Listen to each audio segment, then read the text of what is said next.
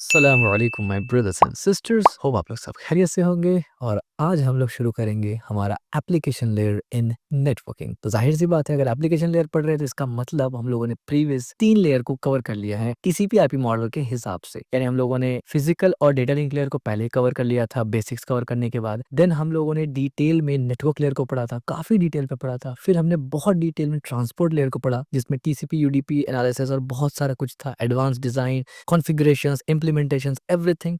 और अब फाइनली हम लोग आ चुके हैं one of the most important layer and one of the most comprehensive layer in entire data communication and networking subject is application layer in networking. ये layer सबसे ज्यादा इंपॉर्टेंट है और सबसे ज्यादा कॉम्प्रिहेंसिव हो जाता है, क्योंकि ये लेयर वो लेयर है जो यूजर से डायरेक्ट इंटरेक्ट करता है। तो अगर अब तक आपने इस प्रीवियस वीडियोस को नहीं देखा है तो इसी वीडियो के डिस्क्रिप्शन में आ जाएंगे, आपको प्लेलिस्ट का लिंक मिल जाएगा, उसमें हम चाहेंगे प्रीवियस तमाम वीडियोस को देखेंगे और उसी ऑर्डर में देखेंगे जैसे अपलोड हुआ है, ताकि एप्लीकेशन लेयर जब हम लोग पढ़ेंगे तो प्रीवियस नॉलेज आपका इसमें बहुत हेल्प करेगी। अगर अब तक आपने इस चैनल को सब्सक्राइब नहीं किया तो सब्सक्राइब कर लेना, अगर इस वीडियो को लाइक नहीं किया तो लाइक कर लेना और इस वीडियो को शेयर भी कर देना। सॉरी, तो आइए शुरू करते हैं before wasting any time application layer in networking.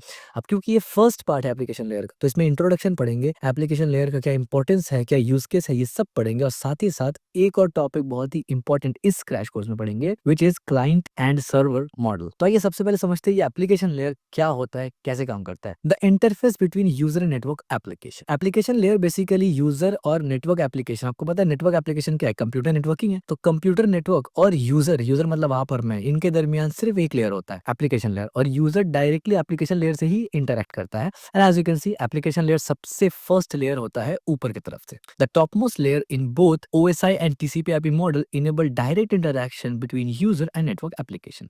चाहे टीसीपी/आईपी मॉडल हो या ओएसआई मॉडल हो, दोनों में ही ये टॉप मॉडल होता है और ये डायरेक्टली इंटरेक्ट करवाता है यूजर को एप्लीकेशन से, या यूजर एप्लीकेशन के दरमियान ये होता है। ठीक है, सबसे पहले समझेंगे introduction to application layer. The application layer sits at top of both OSI and TCP IP layered model. जैसे मैंने पहले कहा कि दोनों ही जो हमारा मेजर फ्रेमवर्क्स है, टीसीपी/आईपी मॉडल जो कि एप्लीकेशन बेस्ड फ्रेमवर्क है, यानी रियल वर्ल्ड में इसी का यूज होता है, और ओएसआई मॉडल जो कि कॉन्सेप्चुअल फ्रेमवर्क है, दोनों में ये टॉप लेयर होता है। Highlighting its important role in enabling interaction between user and network application. और ये इसका मेन काम ही ये होता है ना कि यूजर से इंटरेक्ट करता है, ये डायरेक्ट यूजर इससे इंटरेक्ट करता है, और फिर ये नीचे मजीद नेटवर्क एप्लीकेशन से, यानी ये एक वाहिद जरिया है जिससे यूजर नेटवर्क से कनेक्ट होता है। Its primary function to support application that are directly involve in communication process on the network. इसका प्राइमरी काम ही ये है कि ये ऐसा एप्लीकेशन हो, ऐसा एप्लीकेशन यानी सपोर्ट करे एप्लीकेशन को। कोई भी एप्लीकेशन जो यूजर चलाता है वहां पर एप्लीकेशन लेयर स्टार्ट होता है, क्योंकि वो एप्लीकेशन या जो सॉफ्टवेयर या वो सर्विस जो भी आप चला रहे हैं, वहां पर ये फंक्शन होना चाहिए कि आप नेटवर्क में कैसे उसको कनेक्ट करते हैं, और ये काम एप्लीकेशन लेयर में होता है that directly involves in communication process of network. Not all application are part of application layer. अब तमाम एप्लीकेशन सॉफ्टवेयर वो एप्लीकेशन लेयर का पार्ट नहीं होते। Only those that interact with the network communication system. यानी अब देखिए, एप्लीकेशन सॉफ्टवेयर तो बहुत सारे हैं। अब आप बोलेंगे भाई एडोब फोटोशॉप क्या ये एप्लीकेशन लेयर से रिलेटेड है? तो डायरेक्ट तो रिलेटेड नहीं है। डायरेक्ट अगर सिर्फ और सिर्फ एडोब फोटोशॉप की बात आप करेंगे, क्लाउड वगैरह में उसमें ऐड नहीं करते हैं, डायरेक्ट ओनली ऑफलाइन इस्तेमाल करने के लिए, वो तो उसका तो कोई लेना देना नहीं है एप्लीकेशन लेयर से। ठीक है, क्योंकि उसमें आप नेटवर्क को एक्सेस नहीं करते। हाँ, अगर आप क्लाउड इस्तेमाल करेंगे एडोब फोटोशॉप के अंदर, तो ऑफकोर्स क्लाउड इस्तेमाल करेंगे तो क्लाउड तो आपके एडोबी के सर्वर में पड़ा है, तो आप नेटवर्क पर तो चले गए। लेकिन ऐसा एप्लीकेशन, ऐसा कोई भी एप्लीकेशन जो इस्तेमाल करने में आप इंटरनेट यूज करते हैं या नेटवर्क कम्युनिकेशन इस्तेमाल करते हैं, इंटरनेट जरूरी नहीं है, नेटवर्क कम्युनिकेशन इस्तेमाल करते हैं, तो वो एप्लीकेशन लेयर पर ही चलेगा। ठीक है, फॉर एग्जाम्पल टेक्स्ट एडिटर और stand alone design tool are not qualified as application as a layer program between, they don't communicate on the network. जैसे एग्जांपल ये टेक्स्ट एडिटर, जैसे आपके पास टेक्स्ट एडिटर है, मेरे पास वीएस कोड है, आपके पास note pad है, इसका कोई लेना देना नहीं है क्योंकि ये नेटवर्क से कनेक्ट नहीं कर रहा है। ठीक है, तो आपको समझ में आ गया। जो भी एप्लीकेशन सॉफ्टवेयर नेट से कनेक्ट करेगा, नेट से मुराद है नेटवर्किंग से कनेक्ट करेगा, सिर्फ वो उनमें एप्लीकेशन लेयर होता ही होता है। और बल्कि ऐसे भी बोल सकते हैं कि एप्लीकेशन लेयर की मदद से ही वो नेटवर्क से कनेक्ट कर पाते हैं। Application layer like web browser relies on protocols such as HTTP यानी Hypertext Transfer Protocol to fetch and display web content. Similarly, FTP allow user to transfer file over the network. और इसका एक दो example हमने यहाँ पर दिया कि ऐसा वेबसाइट, ऐसा सॉफ्टवेयर जहाँ पर एप्लीकेशन यूज होता है, उसका एग्जांपल वेब ब्राउजर है, जैसे क्रोम है, फायरफॉक्स है, ओपेरा है, सफारी है। ठीक है, इंटरनेट एज वगैरह होता है। ठीक है, वो सब जितने भी ब्राउजर्स हैं जिसके थ्रू आप इंटरनेट वगैरह इस्तेमाल करते हैं, वहाँ सब एप्लीकेशन लेयर होता ही होता है, जिसके मदद से आप HTTP यानी हाइपर टेक्स्ट ट्रांसफर प्रोटोकॉल इस्तेमाल करते हैं, जिसके मदद से वेब पेज को फेच किया जाता है। और दिखाया जाता है आपको। सेम एज एफटीपी इस्तेमाल करते हैं आप, allow for user transfer file over the net. अब ये एचटीटीपी और एफटीपी क्या है वगैरह, इस पे स्टैंड अलोन क्रैश कोर्स आने वाला है, टेंशन मत लीजिए, डिटेल में पढ़ने वाले हैं हम लोग। तो ये एग्जांपल था कि एप्लीकेशन लेयर सिर्फ उन एप्लीकेशन में, या ऐसे बोल सकते हैं उन हर एप्लीकेशन से सॉफ्टवेयर के अंदर होता है, या वो सॉफ्टवेयर तमाम एप्लीकेशन लेयर को इस्तेमाल करते हैं जो नेटवर्क से कम्युनिकेट करते हैं। फंक्शंस ऑफ एप्लीकेशन लेयर का मेन फंक्शन क्या होता है? The application layer serves as an interface between end user and network. End user और नेटवर्क के दरमियान इंटरफेस प्रोवाइड करता है, वो सर्व करता है कि एंड यूजर डायरेक्ट नेटवर्क से कम्युनिकेट नहीं कर सकता, तो एप्लीकेशन लेयर बीच में आता है और कम्युनिकेट करवाता है,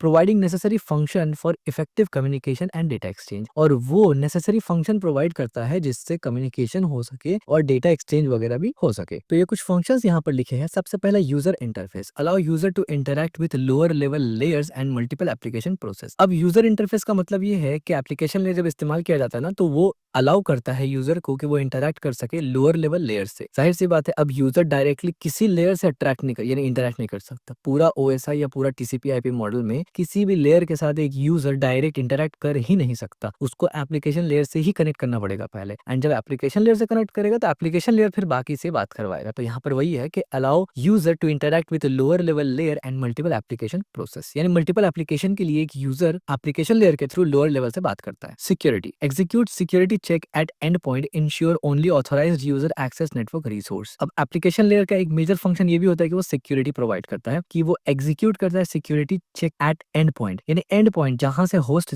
भेज रहा है या जहां होस्ट के पास जाएगा, यानी जो एंड पॉइंट होता है, आप बोल सकते हैं दरवाजा है, वहां पर एक सिक्योरिटी चेक होता है। इस सिक्योरिटी चेक से इस चीज को क्लियर किया जाता है, यानी कंफर्म किया जाता है कि जो यूजर कोई भी नेटवर्क को या कोई भी नेटवर्क रिसोर्स को एक्सेस करना चाहते हैं वो ऑथोराइज्ड है कि नहीं है। थर्ड नंबर पे यहाँ पर होता है file transfer access and management, यानी जिसको एफटीएमए भी कहा जा सकता है। Enable user to create, retrieve and manage files on remote system, यानी रिमोट सिस्टम में, यानी रिमोट सिस्टम का मतलब मान लीजिए आप क्लाउड कोई इंफ्रास्ट्रक्चर को इस्तेमाल कर रहे हैं, यानी क्लाउड कंप्यूटिंग में जैसे आप अमेजन एडब्ल्यूएस या गूगल क्लाउड इस्तेमाल कर रहे हैं, तो वहां पर आप फाइल क्रिएट कर सकते हैं, फाइल रीड कर सकते हैं, एक्सेस कर सकते हैं, मैनेज कर सकते हैं, डिलीट कर सकते हैं। तो ये सब काम जो आप कर पा रहे हैं क्लाउड में, जाहिर सी बात है क्लाउड में आप डायरेक्ट कैसे इंटरेक्ट करेंगे? क्लाउड क्योंकि इंटरनेट पे है, नेटवर्क से होगा। तो एप्लीकेशन लेयर आपको ये प्रोवाइड करता है पावर कि एक यूजर रिमोट सिस्टम में, यानी अपने सिस्टम में नहीं, कोई और सिस्टम जो कहीं और रखा है उसमें जाके वो क्रिएट, रिट्रीव, मैनेज और एक्सेस कर सके फाइल को। इसके बाद ईमेल सर्विसेज आ जाते हैं, प्रोवाइड फाउंडेशन और for forwarding, storage and retrieval message.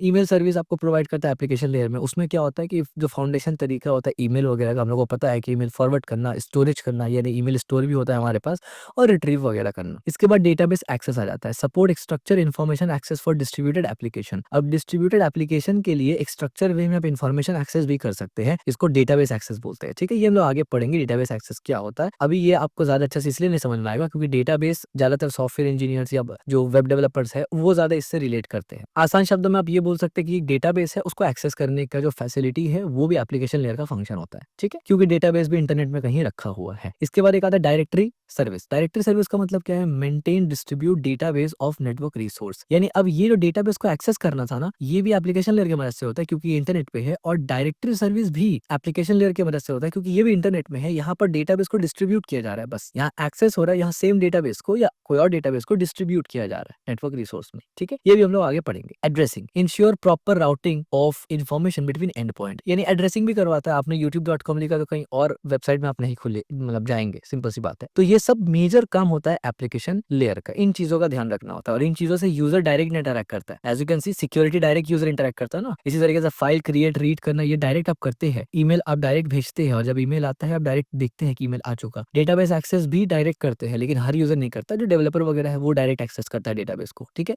और डायरेक्टरी जो सर्विसेज है, डिस्ट्रीब्यूशन वगैरह, ये भी लोग करते हैं, इंजीनियर्स करते हैं ना डिस्ट्रीब्यूट को नेटवर्क में, तो वो भी इसको डायरेक्ट इंटरैक्ट करते हैं। और एड्रेसिंग तो हर बंदा करता है जब आप वेबसाइट वगैरह चलाते हैं। ठीक है, अब एक एक चीज को पढ़ेंगे डिटेल में। As you can see, services वगैरह सब कुछ है। सबसे पहले पढ़ेंगे अब सर्विसेज ऑफ एप्लीकेशन लेयर, यानी एप्लीकेशन लेयर कौन कौन सा सर्विस प्रोवाइड करता है। ये तो फंक्शन था उसका, अब सर्विस समझिए। नेटवर्क वर्चुअल टर्मिनल, इसका मतलब क्या होता है? Allow user to log on the remote host by creating a software emulation of the terminal at the remote host. ये क्या बोल दिया हमने? तो इसके लिए मैं एक्सप्लेन तो कर सकता था, बट देखता हूँ अगर कुछ अच्छा मिल जाए तो मैं यहीं से एक्सप्लेन करूँ आपको। हाँ जी, यहाँ पर एक अच्छा एग्जाम्पल है, लेकिन सबसे पहले हम लोग इसको थोड़ा डिकोड करेंगे, फिर हम लोग यहाँ समझेंगे ताकि अच्छे से हमें समझ में आए। Allow user to log on to a remote host by creating a software emulation of the terminal at the remote host. आसान शब्दों में कोई और सिस्टम को एक यूजर लॉगिन करके एक्सेस कर पा रहा है। यानी एक सिस्टम रखा है, मान लीजिए मोरक्को में, आप बैठे इंडिया में, इंडिया में बैठ के आप वो कंप्यूटर सिस्टम को लॉगिन कर पा रहे हैं, पासवर्ड वगैरह मार के, और एक्सेस कर पा रहे हैं। ये बेसिकली नेटवर्क वर्चुअल टर्मिनल होता है, इसी का मतलब होता है। लेकिन आपको पता है हम लोग डिटेल पढ़ते हैं, जो इंपॉर्टेंट होता है मैं आपको डिटेल पढ़ाता भी हूँ, और ये इंपॉर्टेंट है, तो इस वजह से हम लोग इसको थोड़ा डिटेल पढ़ेंगे। इसके बारे में हमने डिटेल डिस्कस तो वैसे किया है कि नहीं, देख लेता हूँ एक बार। नहीं, इसके ऊपर हमने बहुत डिटेल डिस्कस तो नहीं किया, तो मुझे फील हो रहा है कि इसके ऊपर थोड़ा डिस्कस और कर लेना चाहिए, तो लिहाजा मैं आपको यहाँ से थोड़ा सा समझाऊंगा। ठीक है, again the network virtual terminal, जिसको एनवीटी भी शॉर्ट में कह सकते हैं,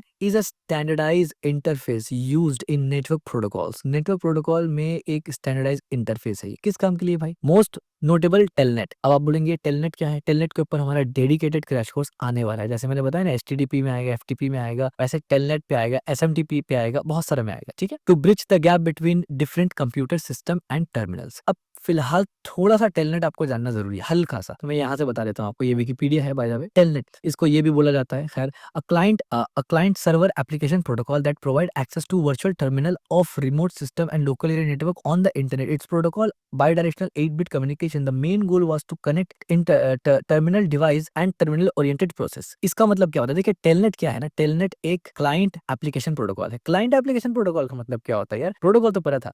क्लाइंट सर्वर एप्लीकेशन प्रोटोकॉल का मतलब ये है कि अगर मैं इस पे हवर करता हूँ तो आप देखिए क्लाइंट सर्वर मॉडल में आता है। ये क्लाइंट सर्वर मॉडल का मतलब क्या है? याद करिए, एकदम प्रीवियस वीडियो में हमने देखा था ना कि क्लाइंट रिक्वेस्ट करेगा, सर्वर रिस्पॉन्स करेगा, ये वही वाला चीज है। तो वो क्लाइंट सर्वर मॉडल के अलावा भी तो मॉडल पढ़े थे ना हम लोग। तो ये जो टेलनेट है, ये क्लाइंट सर्वर मॉडल के अंदर काम करता है, दूसरे मॉडल में काम नहीं करता। ठीक है, तो इसमें क्या होता है? क्लाइंट रिक्वेस्ट करेगा, एक हो या मल्टीपल हो, एक सर्वर से, यानी क्लाइंट एक हो सकता है, 1000 हो सकता है, 1,00,000 हो सकता है, लेकिन सर्वर एक ही होगा, और सब क्लाइंट उसी एक सर्वर से सवाल पूछेगा और वो सर्वर सबको जवाब दे। ठीक है, ये क्लाइंट सर्वर मॉडल होता है। तो टेलनेट जो है वो क्लाइंट सर्वर मॉडल पे चलता है। ठीक है, अच्छा, एप्लीकेशन प्रोटोकॉल है ये। एप्लीकेशन प्रोटोकॉल क्या होता है? Application layer and abstract layer of specific shared communication protocol that interface method used by host and communication network. And application layer वही बात है, एप्लीकेशन लेयर वाला हम लोग बात कर रहे हैं। तो टेलनेट एप्लीकेशन लेयर पे चलता है, इसीलिए एप्लीकेशन प्रोटोकॉल लिखा हुआ है। हमें भी पता है, हम लोग एप्लीकेशन लेयर ही तो पढ़ रहे हैं यहाँ पर। लेकिन आप पूछेंगे यार, एप्लीकेशन लेयर में हम लोग तो नेटवर्क वर्चुअल टर्मिनल पढ़ रहे थे, टेलनेट कहाँ से आ गया? असल में नेटवर्क वर्चुअल टर्मिनल को समझने में हमें यहाँ पर बताया गया कि भाई टेलनेट है। तो ये टेलनेट यहाँ इसलिए बताया गया ना कि ये जो काम करते हैं ना, इसमें मोस्ट कॉमन जो चीज चलता है वो टेलनेट है। इसीलिए हम लोग थोड़ा सा टेलनेट को समझ रहे, दोबारा इसमें आके समझेंगे।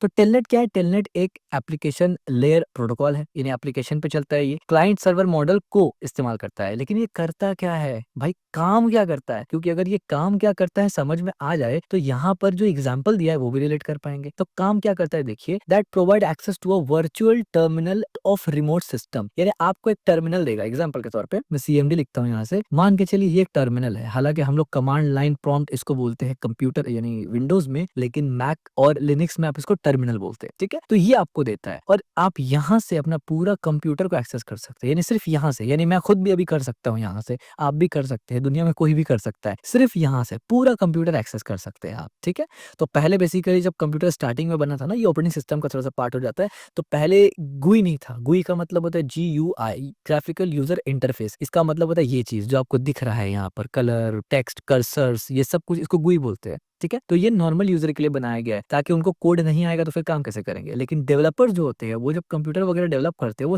CLI में करते हैं। कंप्यूटर यानी विंडोज में CLI कहा जाता है, कमांड लाइन प्रॉम्प्ट, और इसी को टर्मिनल बोला जाता है मैक और लिनक्स में। ठीक है, तो आप जब दूसरा कंप्यूटर इस्तेमाल करते हैं ना, किसी और का कंप्यूटर इस्तेमाल करते हैं ना, तो ऐसे ही टर्मिनल पे जाते हैं और कुछ समवट सिमिलर ऐसे ही लॉगिन में आप कुछ अपना भी लॉगिन देते हैं और पासवर्ड में कुछ लेट से ऐसा पासवर्ड देते हैं, और जैसे ही आप हिट करते हैं ना, उसका कंप्यूटर एक्सेस कर पाते हैं। ठीक है, मैं भी अगर जरूरत पड़ा तो मैं आपको दिखाऊंगा कुछ प्रैक्टिकल एग्जांपल्स। ठीक है, इस तरीके से होता है ये।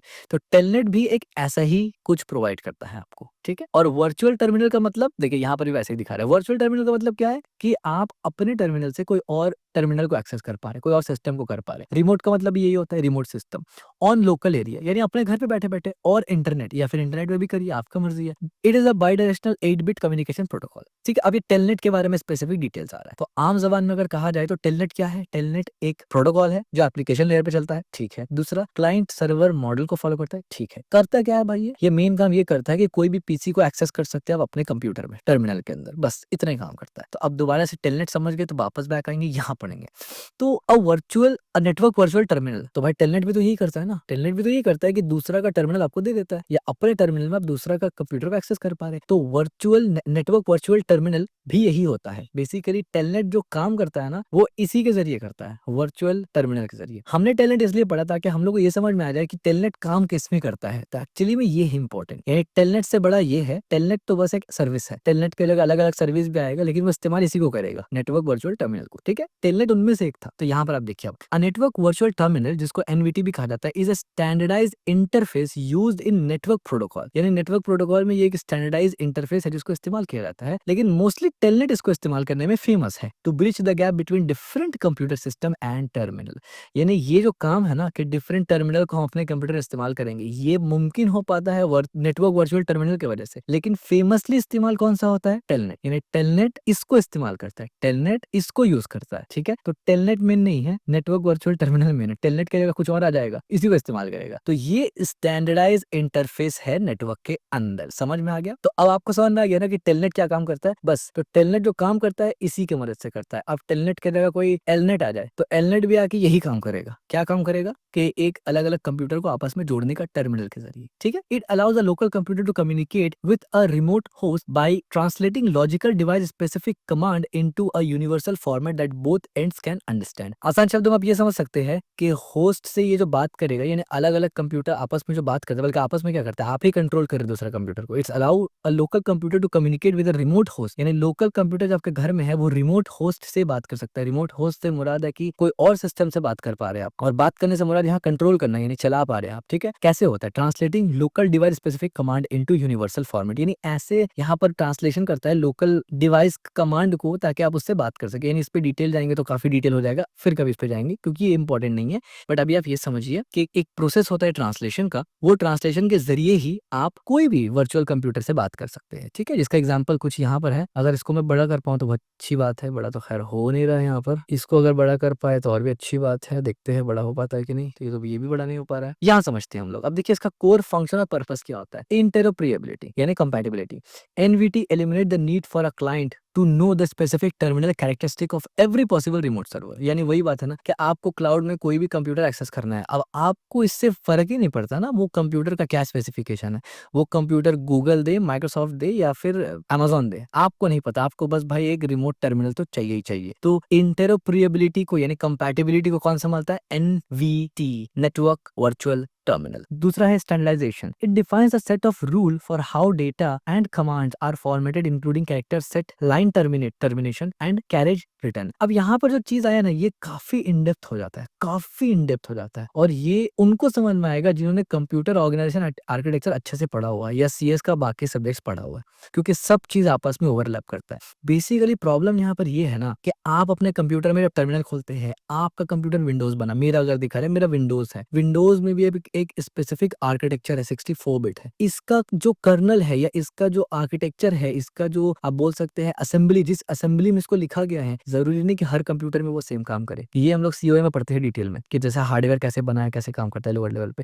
तो प्रॉब्लम ये है ना, आप अपने सिस्टम से दूसरे सिस्टम पे काम कर रहे हैं। समझ में आ रहा है आपको? आपका सिस्टम का कमांड, आपका सिस्टम का आर्किटेक्चर अलग है, दूसरे सिस्टम का अलग है। तो सवाल ये पैदा होता है, आपको तो यहाँ पर ऊपर लाइन में हमने क्या पढ़ा कि मुझे तो फर्क ही नहीं पड़ता ना कि सामने वाला का सिस्टम का क्या, टर्मिनल का क्या स्पेसिफिकेशन है। तो जाहिर सी बात है, मतलब आप अपने हिसाब से काम करेंगे, आप अपने हिसाब से कमांड करेंगे, अपने हिसाब से ही आप करेंगे, आर्किटेक्चर आपको नहीं फर्क पड़ता। तब जाके यहाँ पर जरूरत पड़ता है कि भाई वो ट्रांसलेशन का जरूरत होगा ना फिर। यानी आपको नहीं पता वहां पर क्या जरूरत है, आप तो अपने हिसाब से जर्नल लिख रहे हैं, तो वहां पर का आर्किटेक्चर अगर उसको कंपैटिबल नहीं करेगा तो एरर आ जाएगा, आप इस्तेमाल नहीं कर पाएंगे। उस चीज को फिक्स करने के लिए एक चीज को, यानी इसको, नेटवर्क वर्चुअल टर्मिनल को स्टैंडर्डाइज कर दिया गया। और यही रीजन है कि वो क्या करता है, आप देखिए, its allow local computer to communicate with a route remote host by translating local device specific command into universal format that both end can understand। क्योंकि दोनों कंप्यूटर, जो आपका लोकल कंप्यूटर है या आपका वर्चुअल कंप्यूटर है, इसको आप एक्सेस करें, दोनों अलग अलग आर्किटेक्चर का हो सकता है, तो दोनों में कंपैटिबिलिटी कहाँ से आएगा? ठीक है, तो उसको संभालता कौन है? नेटवर्क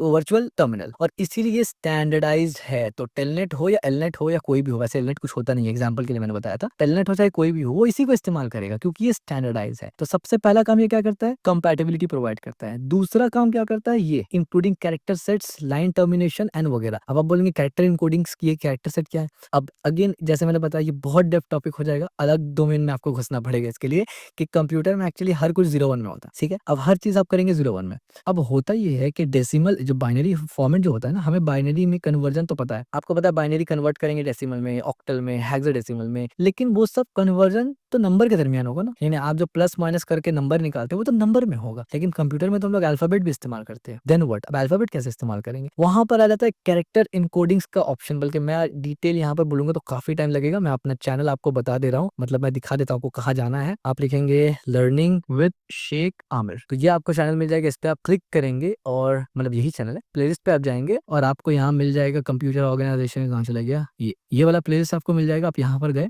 और आपको अब देखिए यहाँ पर 40 आवर्स का मेगा सीरीज भी अपलोड हो चुका है, यानी 40 आवर्स में मैंने कंप्यूटर ऑर्गेनाइजेशन पढ़ाया बहुत डिटेल में, ठीक है? तो खैर वो आप बाद में देख लेना अगर आपको इंटरेस्ट हो। यहाँ पर से आपको देखना है, देखिए ये नंबर सिस्टम यहाँ से स्टार्ट होता है, ये यहाँ से देखना है पूरा ऑन द गो, यानी एग्जैक्ट सेम फॉर्मेट में सेम ऑर्डर में आपको देखना है, यहाँ तक आपको देखना है बस, ठीक है? तो 1 2 3 4 5 6 7 8 और तकरीबन ये 25 तकरीबन 1-1.5 घंटे का होगा। इसमें हमने डिटेल से बताया कि बाइनरी क्या होता है, डेसिमल क्या होता है, ऑक्टल क्या होता है, हेक्साडेसिमल क्या होता है।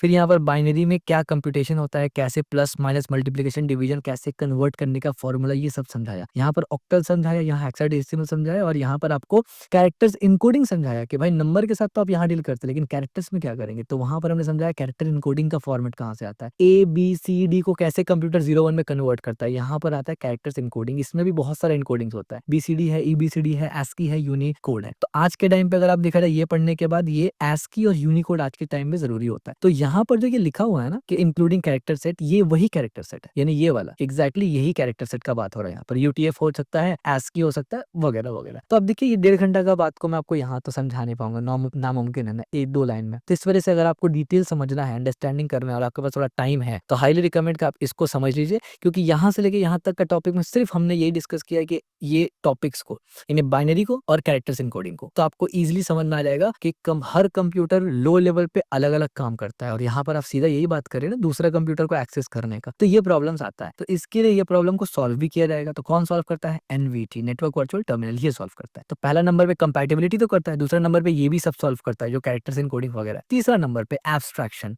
एब्स्ट्रैक्शन का मतलब ये होता है कि आपसे कोई चीज को छुपा लेना। It treats every terminal as a logical keyboard for input and logical print for output, a legacy of the era before video monitor. तो इसको भी अगर डिटेल में डिस्कस करेंगे तो अलग ही टॉपिक पे फिर चला जाएगा, बट आसान शब्दों में ये बोल सकते हैं ना कि एक आपके पास कंप्यूटर है विंडोज का, आप एक लिनक्स कंप्यूटर इस्तेमाल कर रहे हैं अपने विंडोज टर्मिनल के अंदर, तो उसमें जो भी प्रॉब्लम आ सकता था ना, कंपैटिबिलिटी इशू या कोई भी इशू आ सकता था ना, तो NVT यानी नेटवर्क वर्चुअल टर्मिनल उसको सॉल्व करता है। यही रीजन है कि ये एक स्टैंडर्डाइज इंटरफेस है नेटवर्क प्रोटोकॉल में। और इसमें मोस्टली नोटेबल कौन सा है? टेलनेट। मोस्टली नोटेबल टेलनेट है। टेलनेट के अलावा कुछ और भी हो सकता है, लेकिन वो इस्तेमाल किसको करेगा? नेटवर्क वर्चुअल टर्मिनल को। यानी यहाँ पर आप मेजरली कॉन्सेप्ट क्या समझे, बहुत इंपॉर्टेंट है। यहाँ पर आप ये समझे कि जो क्लाउड कंप्यूटिंग का कॉन्सेप्ट आता है ना, कि अपने कंप्यूटर में हम दूसरा कंप्यूटर का एक्सेस कर रहे हैं, वो मुमकिन ही हो पा रहा है नेटवर्क वर्चुअल टर्मिनल की वजह से। वो नहीं होता तो कुछ नहीं हो पाता, और इसी को स्टैंडर्डाइज कर दिया गया। मजीद आपने ये भी समझा कि जब ये काम हम लोग करते हैं ना, ऐसा नहीं होता कि बस किया तो हो गया। अंदर में जो वर्चुअल नेटवर्क टर्मिनल है वो ये सब चीज को भी संभालता है, ये सब चीज वो देखता है, ठीक है?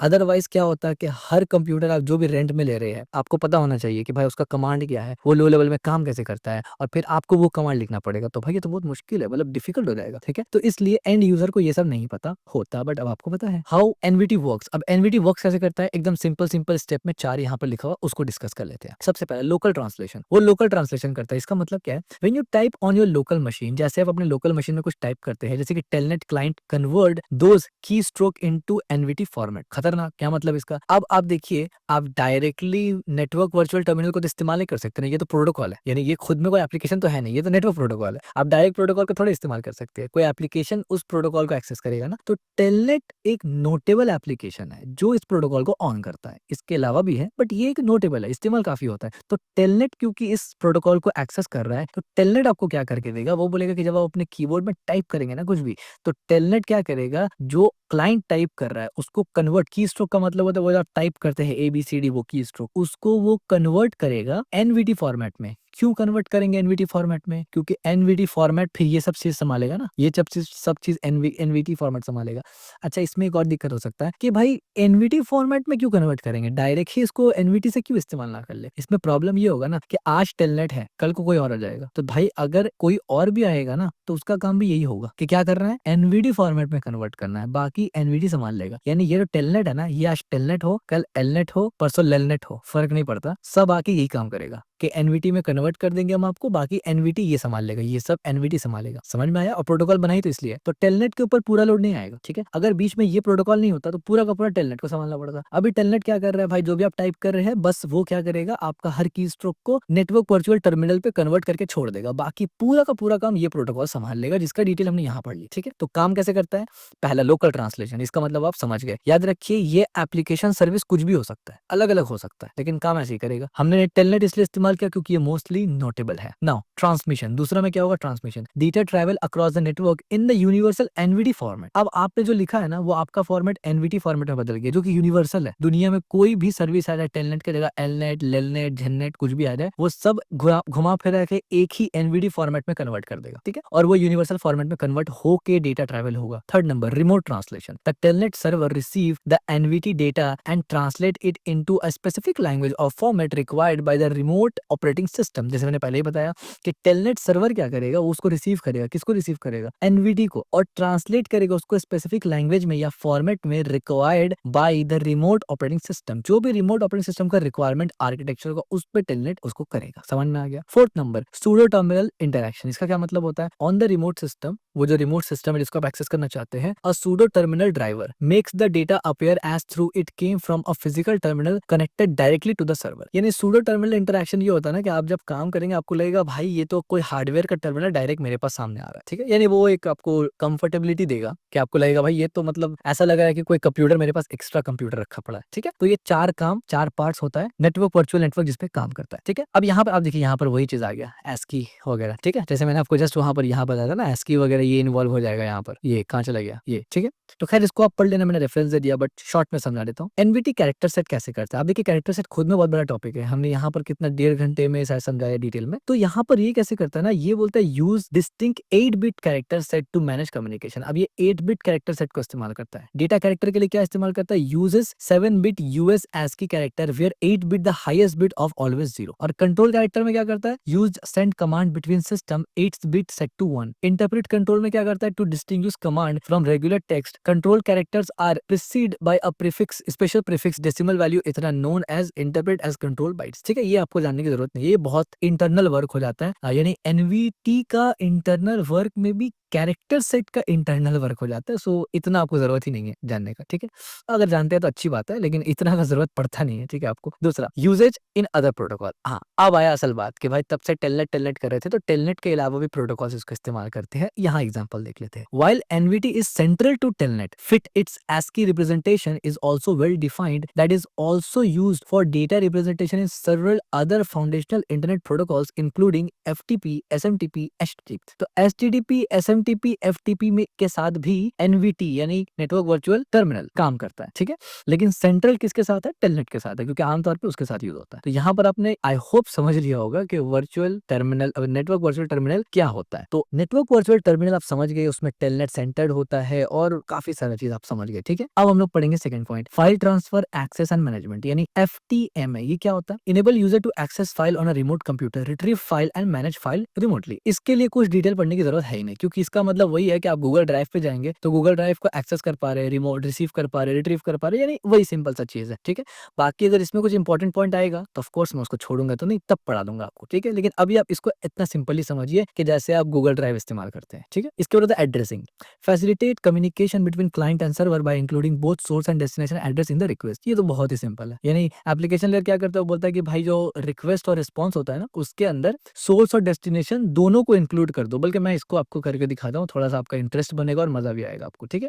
बल्कि मैं यूट्यूब का ही दिखाता हूँ इसी में, ठीक है? अब देखिए आप ज़रा गौर से देखना ये, ठीक है? आपको इंटरेस्ट जागेगा कि क्या हो रहा है एक्चुअली में और ये कंसोल को हटा देते हैं। नेटवर्क में जाऊँगा मैं, एज़ यू कैन सी अभी नेटवर्क कुछ ऐसे दिख रहा है, राइट? द मोमेंट मैंने इसको रिफ्रेश मारा, ये नेटवर्क क्या है बेसिकली? ये नेटवर्क वो है कि जो मेरे कंप्यूटर से जा रहा है और मेरे कंप्यूटर उसको रिसीव करेगा। यानी मेरे पूरा का पूरा एंटायर नेटवर्क में क्या काम होगा, अभी जस्ट होगा, वो मैं आपको दिखा रहा हूँ। जैसे मैं रिफ्रेश करूँगा इसको, मैंने रिफ्रेश किया, प्रॉपर रिफ्रेश हो गया एज़ यू कैन सी यहाँ पर बहुत कुछ आ गया, बहुत कुछ आ गया। अब इसको हम लोग फ़िल्टर कर देंगे, ठीक हो गया? परफेक्ट, पूरा रिफ्रेश हो गया, यहाँ तक आ गया। अब इतना सारा कुछ मैं कैसे पढ़ूँगा? अब ऑफ कोर्स मैं आपको साइबर सिक्योरिटी यहाँ तो नहीं समझा रहा फिलहाल के लिए, बट जस्ट आपको इंटरेस्ट के लिए मैं बता रहा हूँ कि यहाँ पर कुछ काफ़ी इंपॉर्टेंट इनसाइट्स है जो हम लोग देख सकते हैं। सबसे पहले देख सकते हैं कि ये जो स्टेटस शॉर्ट में समझा रहा हूँ क्योंकि डिटेल में जाऊँगा तो भाई इस पे ही एक अलग क्रैश कोर्स लग जाएगा कि भाई इसको कैसे पढ़ते हैं। अच्छा, अब ये स्टेटस जो है ना, ये बेसिकली स्टेटस अब देखिए ओके बता रहा है, तो एचटीटीपी के कुछ स्टेटस होते हैं, ये लोग पढ़ेंगे आगे जाके। ये सब ओके है। 204 का मतलब कंटेंट नहीं है, 302 का मतलब रीडायरेक्ट करवा नॉट फाउंड, इस तरीके 304 का मतलब नॉट मॉडिफाइड, इसका मतलब भी नॉट मॉडिफाइड वगैरह वगैरह सबका एक मतलब होता है और ये फेल्ड हो चुका कुछ कुछ चीज, ठीक है? अब हमें क्या चीज देखना है, देखिए तो हम लोगों को यहाँ पर आना है, फेच में आना है कि क्या क्या हमने फेच किया और इस पे जब आप आएंगे ना तो सबसे पहले क्या करेंगे, वीडियो प्लेबैक एक्सपायर वगैरह इस पे आते हैं और ये अलग है बेसिकली, बल्कि मैं आपको गूगल में दिखा रहा हूँ, यूट्यूब में थोड़ा सा कॉम्प्लेक्स बना देता है, गूगल पे सिंपल रहेगा। हाँ देखिए ये गूगल खुल चुका और आप यहाँ पर देखिए लॉग फॉर्मेट, हालांकि इसको और अच्छे से एग्जांपल से समझाया जा सकता है जब मैं कुछ लॉगिन करूँ किसी फेक वेबसाइट में, मैं लॉगिन करके अगर आपको समझाऊंगा ना आपको और बेहतर अंडरस्टैंडिंग होगा, लेकिन वो फिर बहुत ज्यादा स्पेसिफिक हो जाएगा, साइबर सिक्योरिटी कोर्स के लिए वो अच्छा रहेगा। अभी के लिए आप ये समझिए, देखिए जर्नल हेडर है, यहाँ पर आपको दिख रहा है रिस्पॉन्स हेडर, ठीक है? इसको मैं बड़ा कर देता हूँ यहाँ से, और ये रिक्वेस्ट हेडर है, ठीक है? अब देखिए रिस्पॉन्स हेडर और रिक्वेस्ट हेडर क्या होता है। जर्नल हेडर में क्या देखिए, रिक्वेस्ट यूआरएल, मैंने यूआरएल के ये यूआरएल के रिक्वेस्ट किया था, आप बोलेगा नहीं आपने तो इसी यूआरएल के लिए रिक्वेस्ट नहीं किया था, आपने तो google.com किया था। इस पर बाद में डिस्कस करेंगे, रिडायरेक्शन वगैरह भी बहुत कुछ होता है। मेथड क्या था, पोस्ट था, ठीक है? स्टेटस वगैरह, ये रिमोट आईपी आ गया और आप देख सकते हैं ये गूगल का आईपी एड्रेस है, यानी इस आईपी एड्रेस पे गूगल चल रहा है और पोर्ट क्या है, 443, ये पोर्ट है कोलन के बाद, इसका मतलब गूगल किस पे चल रहा है, HTTPS में चल रहा है। आप यहाँ जाके भी देख सकते हैं HTTPS पे चल रहा है, यानी सिक्योर कम्युनिकेशन। अगर यहाँ 80 लिखा होता मतलब ये इनसिक्योर में है। बल्कि मैं आपको एक दूसरा वेबसाइट का दिखाता हूँ जहां पर शायद वो वॉलनेट, हाँ ये एक हमारे पास वेबसाइट है, वल्नरेबल वेबसाइट होता है ये, इस पे आपको मैं दिखाता हूँ वही सेम हेडर। अब देखिए इस पे मैं जैसे रिफ्रेश करता हूँ तो ऑल पे करते हैं, ये अब देखिए www.walna.com, इस पे जब मैं क्लिक करूंगा आपको यहाँ पर दिख रहा है ये आईपी एड्रेस है और ये पोर्ट देखिए 80 है। 80 का मतलब क्या होता है, STTP, सिक्योर नहीं है ये। यहाँ पर आप जाएंगे, आप देखिए मुझे गूगल खुद बता रहा है कि भैया सिक्योर नहीं है। यहाँ चेक करेंगे तो आप देखिए यहाँ पर HTTPS नहीं होगा, यहाँ पर आप देखिए खुद बता रहा है कि भैया सिक्योर कनेक्शन नहीं है, ठीक है?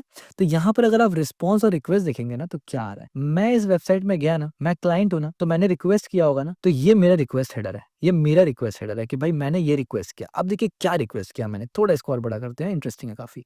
सबसे पहले मैंने क्या एक्सेप्ट किया, ये मैं क्या एक्सेप्ट करूंगा जब मैं रिक्वेस्ट करूंगा, सर्वर मुझे कुछ भेजेगा तो मैं क्या क्या एक्सेप्ट करूंगा। मैंने बोला मैं टेक्स्ट, HTML एप्लीकेशन, ये तमाम वीडियो वगैरह जो भी रहेगा मैं एक्सेप्ट करूंगा, ठीक है? इनकोडिंग से तुम बता दिया ये है। लैंग्वेज क्या है पेज का, इंग्लिश, यानी मैं इंग्लिश एक्सेप्ट करना चाहता हूँ। कैश कंट्रोल मैंने बोला इसको हटा दो, कीप अलाइव कनेक्शन इसको करो। होस्ट मैंने बोला भाई इस होस्ट पे मुझे जाना है, इसके सर्वर पे जाके मैंने बोला मुझे यहाँ पर जाना है। इफ मॉडिफाइड सिंस, तो उसने बता दिया कि भाई देखिए इस टाइम पे ये पूरा टाइम है, ये लास्ट मॉडिफाई हुआ था और ये सब नॉर्मल है। रेफर कहाँ से आया है, यानी रेफरेंस कहाँ से आया, तो google.com, as you can C google.com था ना, google.com से, ठीक है? रेफरेंस हो गया है। बल्कि इस वेबसाइट को मैंने एक्सेस कैसे किया, गूगल के थ्रू किया इसलिए। और यहाँ पर एजेंट कौन सा था, मोजिला फायरफॉक्स और वगैरह वगैरह वगैरह, ये सब आ गया। अब ये तो मेरा रिक्वेस्ट था ना, अब रिस्पॉन्स क्या मिला सर्वर से, ये रिस्पॉन्स मिला कीप अलाइव, उसके बारे में मुझे डेटा मिल गया, ये टाइम मिल गया, और उसके बाद मुझे मिल गया। अच्छा आप ये सोच रहे होंगे कि यार यहाँ पर टाइम तो अलग है, यहाँ पर टाइम तो अलग है, एज यू कैन सी, तो भाई ये GTM पे है, ये अलग फॉर्मेट है, ठीक है? मेरा ISD है, इंडियन स्टैंडर्ड टाइम पे है, इसलिए। बाकी ये दोनों सेम है, यानी एग्जैक्ट सेम टाइम दिखा रहा है, बट ये दूसरे फॉर्मेट में टाइम। उसके बाद लास्ट मॉडिफाइड उसने बता दिया ये, और सर्वर कौन सा इस्तेमाल हो रहा है, Nginx, ठीक है? अगर मैं इसको प्रीव्यू करूँ, अब देखिए ये पेज मुझे मिला, रिस्पॉन्स पे देखूंगा तो ये पेज इसने मुझे रिस्पॉन्स में दिया है, ठीक है? इसी तरीके से अगर लेट्स से मैं आपको थोड़ा सा और दिखाने का कोशिश करूँ, यहाँ से अगर मैं PHP में जाऊँ इस तरीके से, तो वहां पर मुझे एक फेक लॉगिन का ऑप्शन मिलता है, ये रहा। फेक लॉगिन का ऑप्शन कहाँ मिलता है, ये रहा। साइन अप का ऑप्शन, ये देखिए लॉगिन का ऑप्शन मिल रहा है ना, यहाँ पर आप देखिए। लेट्स से मैंने ABC लिखा और 1 2 3 लिखा, ठीक है? इसको मैं हटा देता हूँ यहाँ। द मोमेंट मैंने क्लिक किया, एज यू कैन सी यहाँ पर क्या आया, लॉग इन PHP। अब देखिए 200, इसका मतलब सक्सेसफुल हुआ, ठीक है? इस पे जब मैंने क्लिक किया, इसने बताया इस होस्ट पे रिक्वेस्ट है।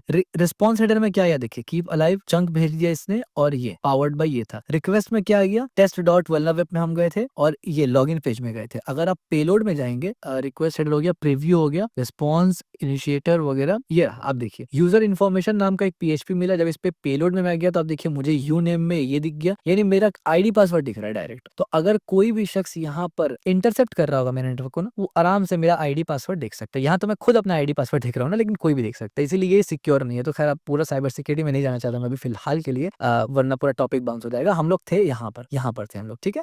तो हम लोग बात ये कर रहे थे कि सोर्स और इसका डेस्टिनेशन का पोर्ट होता है। तो सोर्स और डेस्टिनेशन का पोर्ट हमने दिखाया आपको, एज यू कैन सी। अगर हम यहाँ पर देखें इस तरीके से, तो अब देखिए ये रिस्पॉन्स हेडर है और ये रिक्वेस्ट हेडर है, ठीक हो गया। अच्छा, अब हम लोग दोबारा से यहाँ, और ये इजी है काफी, और हम लोग आगे चलते हैं। ये आपने समझ लिया, बाकी डिटेल इसमें तो फिर वो साइबर सिक्योरिटी वाला डिटेल हो जाएगा, नेटवर्किंग वाला डिटेल हो चुका बहुत। मेल सर्वर क्या होता है? Provide mail forwarding and storage capability. जैसे gmail.com होता है, आप मेल कर भी सकते हैं, वहां से मेल रिसीव भी कर सकते हैं, और जो मेल रिसीव करेंगे जाहिर सी बात है उसके लिए वो स्टोरेज भी प्रोवाइड करता है। डायरेक्टरी सर्विस क्या होता है? Content distributed database providing access to global information about various object and services. यानी ये भी वैसे ही है, लेकिन मैं थोड़ा सा आपको समझाना चाहता हूँ कि कैसे होता है। तो मैं बोलूंगा एप्लीकेशन लेयर डायरेक्टरी सर्विसेज, ठीक है। तो कुछ एक्स्ट्रा इन्फॉर्मेशन अगर अच्छा मिला तो मैं आपको यहाँ से दिखाता हूँ। अब देखिए यहाँ पर क्या है, in the OSI model directory service are specific function of application layer 7 that, अब देखिए यहाँ पर जो 7 बोला है ना, ये इस पर्सपेक्टिव से है, दूसरे तरफ का, ठीक है। That allow user and application to find, organise, manage global information about network resource. They function as a phone book of the network map, human readable names or specific data like IP address, user credentials or print location वगैरह। Core functions क्या होता है? Centralise management होता है यहाँ पर, authentication, और ये होता है नेम रेजोल्यूशन वगैरह होता है। यानी वही बात है कि डेटाबेस से आप प्रॉपर तरीके से एक स्ट्रक्चर वे में कैसे करके एक्सेस करते हैं, और यहाँ पर काफी सारा डिटेल है जिसका जरूरत आपको नहीं पड़ेगा। यानी अगर आप नेटवर्किंग के डोमेन में कोर जा रहे हैं तो उतना जरूरत आपको नहीं पड़ेगा, इसका जरूरत ज्यादातर सॉफ्टवेयर डेवलपर्स को पड़ता है, ठीक है। ऑथेंटिकेशन तो आपको पता ही है क्या होता है। ऑथेंटिकेट द सेंडर और रिसीवर्स मैसेज फॉर और बोथ, यानी सेंडर को ऑथेंटिकेट करेगा या रिसीवर को कर सकता है, या फिर बोथ, दोनों को कर सकता है। डिपेंड्स ऑन कैसा आप एप्लीकेशन यूज कर रहे हैं और उसका क्या रिक्वायरमेंट है, ठीक है। ऑथेंटिकेशन में आप तीन, अच्छा ये भी एक अच्छा इंपॉर्टेंट पॉइंट है कि ऑथेंटिकेशन का मतलब लोग समझते हैं कि सिर्फ मैं लॉग इन करूंगा, नहीं। ऑथेंटिकेशन तीन तरीके से हो सकता है, सेंडर को ऑथेंटिकेट करना है या रिसीवर को करना है या दोनों को करना है, ठीक है। तो ये आपने समझ लिया स्पेसिफिक सर्विस जो प्रोवाइड करता है application layer. Now network application architecture. अब ये जो एप्लीकेशन, नेटवर्क एप्लीकेशन का आर्किटेक्चर है वो कैसे होता है, इसका मतलब क्या है?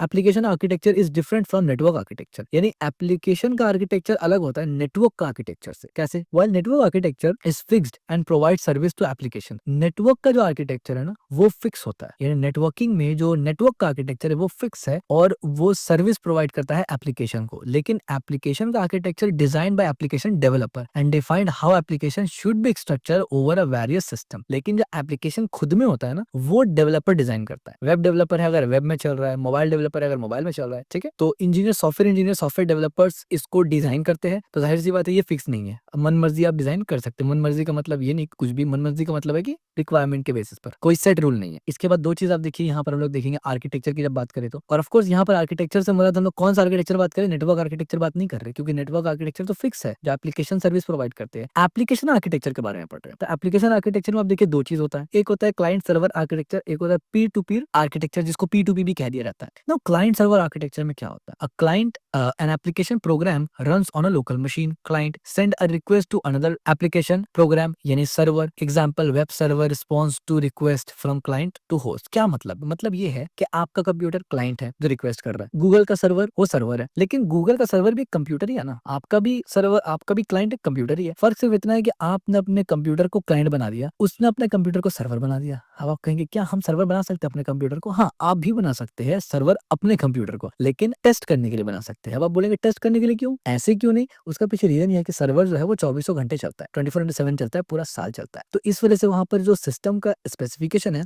बहुत हाई चाहिए। आपका सिस्टम उतना लोड नहीं ले सकता, 2 दिन 3 दिन 5 दिन के बाद आप देखेंगे आपका हार्डवेयर ही चल गया, ठीक है।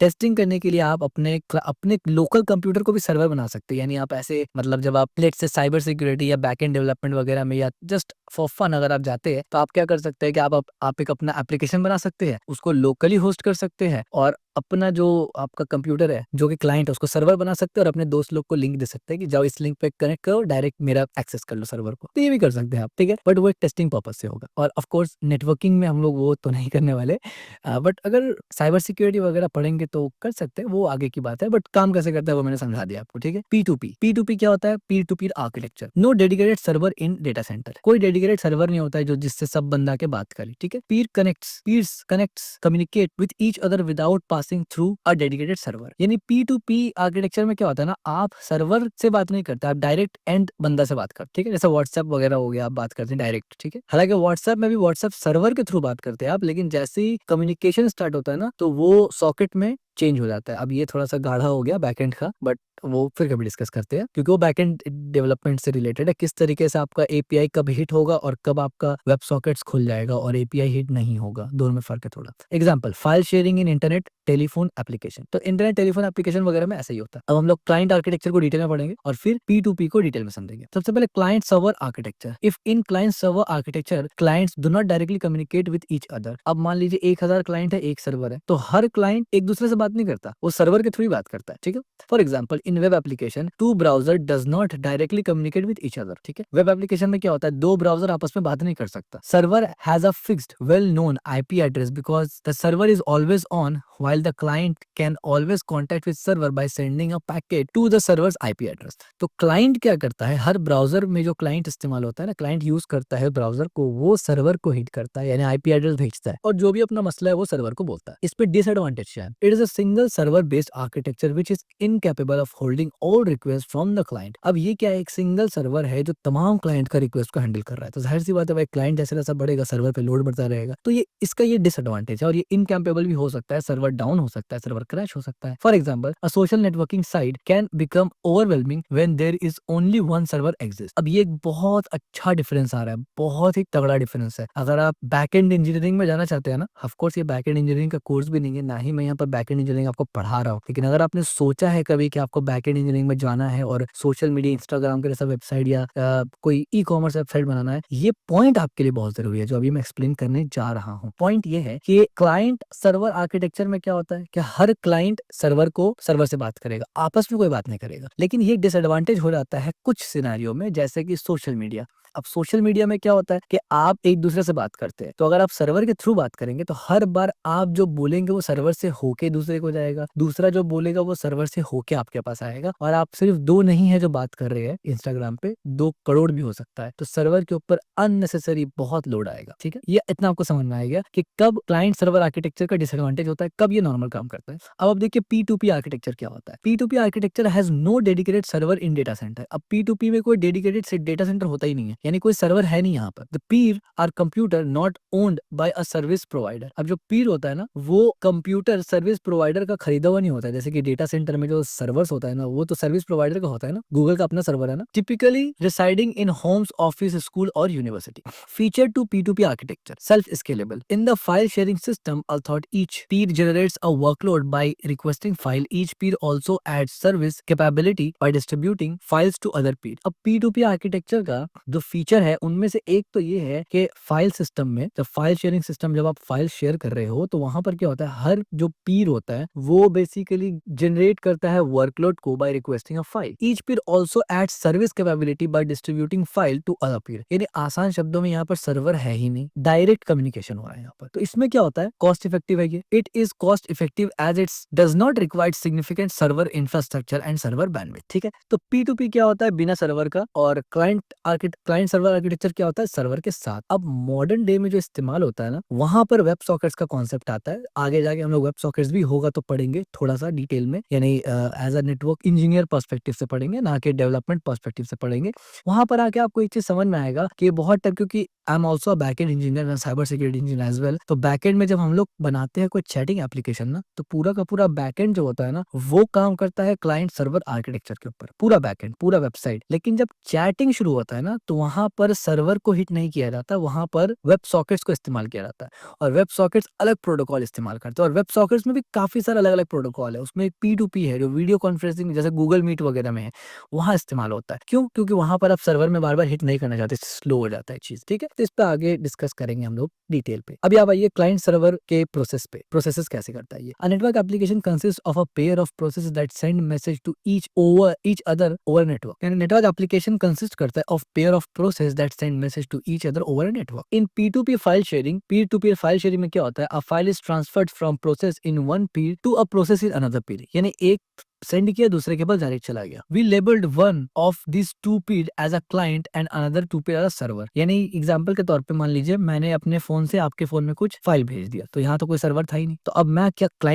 मैं सर्वर बन गया क्योंकि मैंने भेजा, आप क्लाइंट बन गए क्योंकि आपने रिक्वेस्ट किया। अब हो सकता है आप मुझे कुछ भेजेंगे, तो अब मैं क्लाइंट बन गया, आप सर्वर बन गए, ठीक है। With P2P file sharing the peer downloading the file is known as client. अब जो फाइल ले रहा है वो क्लाइंट होगा और जो अपलोड कर रहा है फाइल को वो सर्वर होगा, ठीक है। यानी जो दे रहा है वो सर्वर है, जो ले रहा है वो क्लाइंट है, और ये आपस में स्विच भी हो सकता है, यानी आप क्लाइंट और सर्वर दोनों बन सकते हैं, ठीक है। However in some applications such P2P file sharing process can both client and server, जैसे मैंने पहले बताया। Therefore a process can both download and upload file, ठीक हो गया। और ये अगेन ये किसके बारे में बात हो रहा है, P2P, ये सब यहाँ पर हमने ऑलरेडी बताया था। ये बेसिकली एप्लीकेशन आर्किटेक्चर के बारे में बात हो रहा है, ठीक है। यानी जिसको डेवलपर्स बनाते हैं। डेवलपर्स दो किस्म का आर्किटेक्चर बनाते हैं, वैसे बनाते तो और भी ज्यादा है, बट दो फेमस है, एक क्लाइंट सर्वर आर्किटेक्चर और एक P2P आर्किटेक्चर। फिर हमने इसमें क्लाइंट सर्वर पढ़ा और P2P पढ़ा, ये ध्यान में रखना है। ये कोई नेटवर्क प्रोटोकॉल नहीं है, ये एप्लीकेशन है बेसिकली, ठीक है। अब यहाँ पर देखिए प्रोटोकॉल्स ऑफ एप्लीकेशन लेयर। अब एप्लीकेशन लेयर में कौन कौन सा प्रोटोकॉल चलता है, तो आप कहेंगे कि सिर्फ 4 चलता है, नहीं, ये 4 सबसे फेमस है जो चलता है, ठीक है। पहला HTTP, और इन चारों के ऊपर HTTP, DNS, FTP, SMTP crash course है, आगे आने वाला है डिटेल में, ठीक है।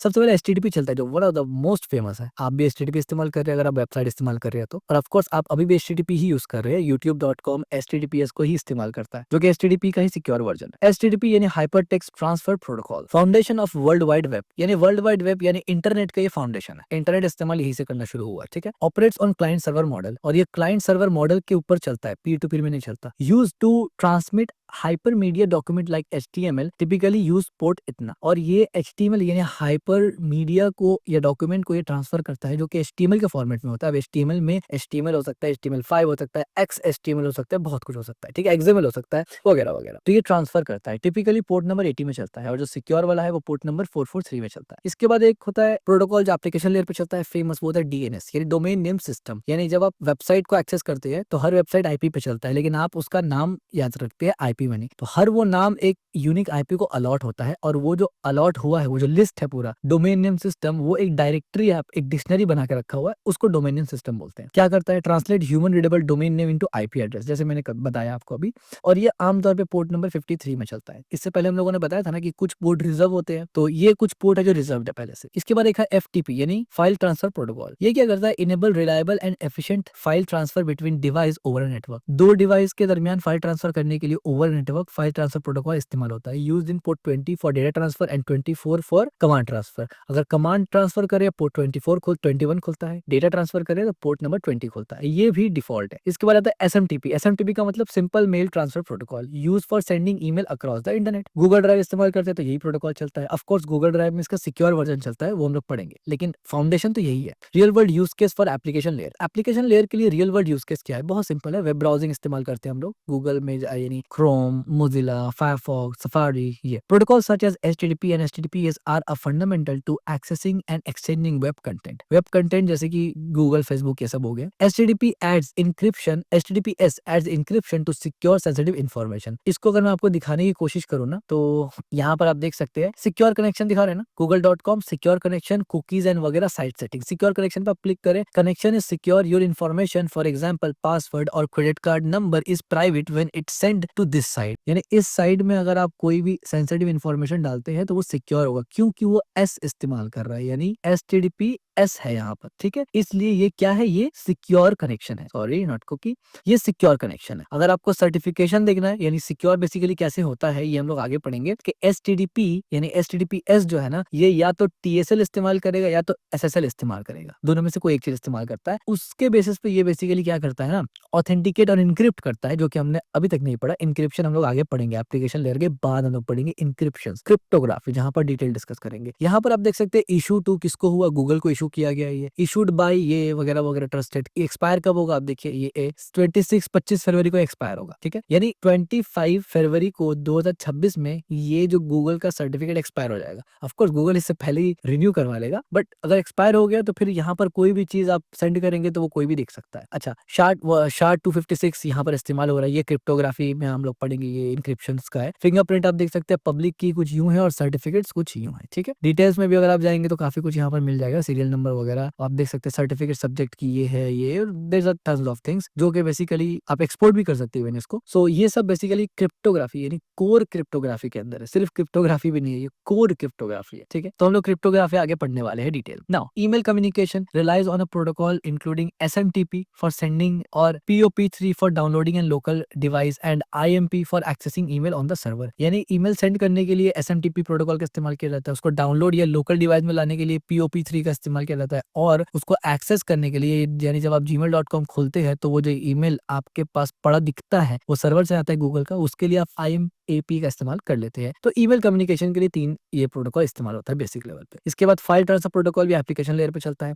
जैसे कि प्रोटोकॉल सच एज FTP और SFTP। FTP का मतलब फाइल ट्रांसफर प्रोटोकॉल, SFTP का मतलब secure file transfer protocol, facilitate file transfer between system on the network, ठीक है। यहाँ भी सिक्योरिटी का एक है। API and web service enable communication and data exchange between software application with restful service typically using HTTP and HTTPS। अब ये क्या है? API और वेब सर्विस। अब देखिए API को बोलते हैं एप्लीकेशन प्रोग्रामिंग इंटरफेस। ये जो है बेसिकली बैकएंड से रिलेटेड अगेन हो जाता है यहाँ पर कि बैकएंड इंजीनियर बेसिकली API वगैरह बनाते हैं। हम लोग बेसिकली ये जो ऊपर आपको दिख रहा है ना, ये ऊपर, ये तो वैसे लोकल है मेरा, ये ऊपर आपको दिख रहा है, ये हम लोग खुद बनाते हैं URLs वगैरह को। तो API हिट किया जाता है डेटाबेस से कुछ भी लाने के लिए, कुछ भी डालने के लिए, रीड राइट, ये बेसिकली होता है ऑपरेशन, जिसको रेस्टफुल API बोलते हैं। अब API का भी बहुत सा टाइप है जो कि एक अलग ही टॉपिक है, नेटवर्किंग के अंदर नहीं आता है।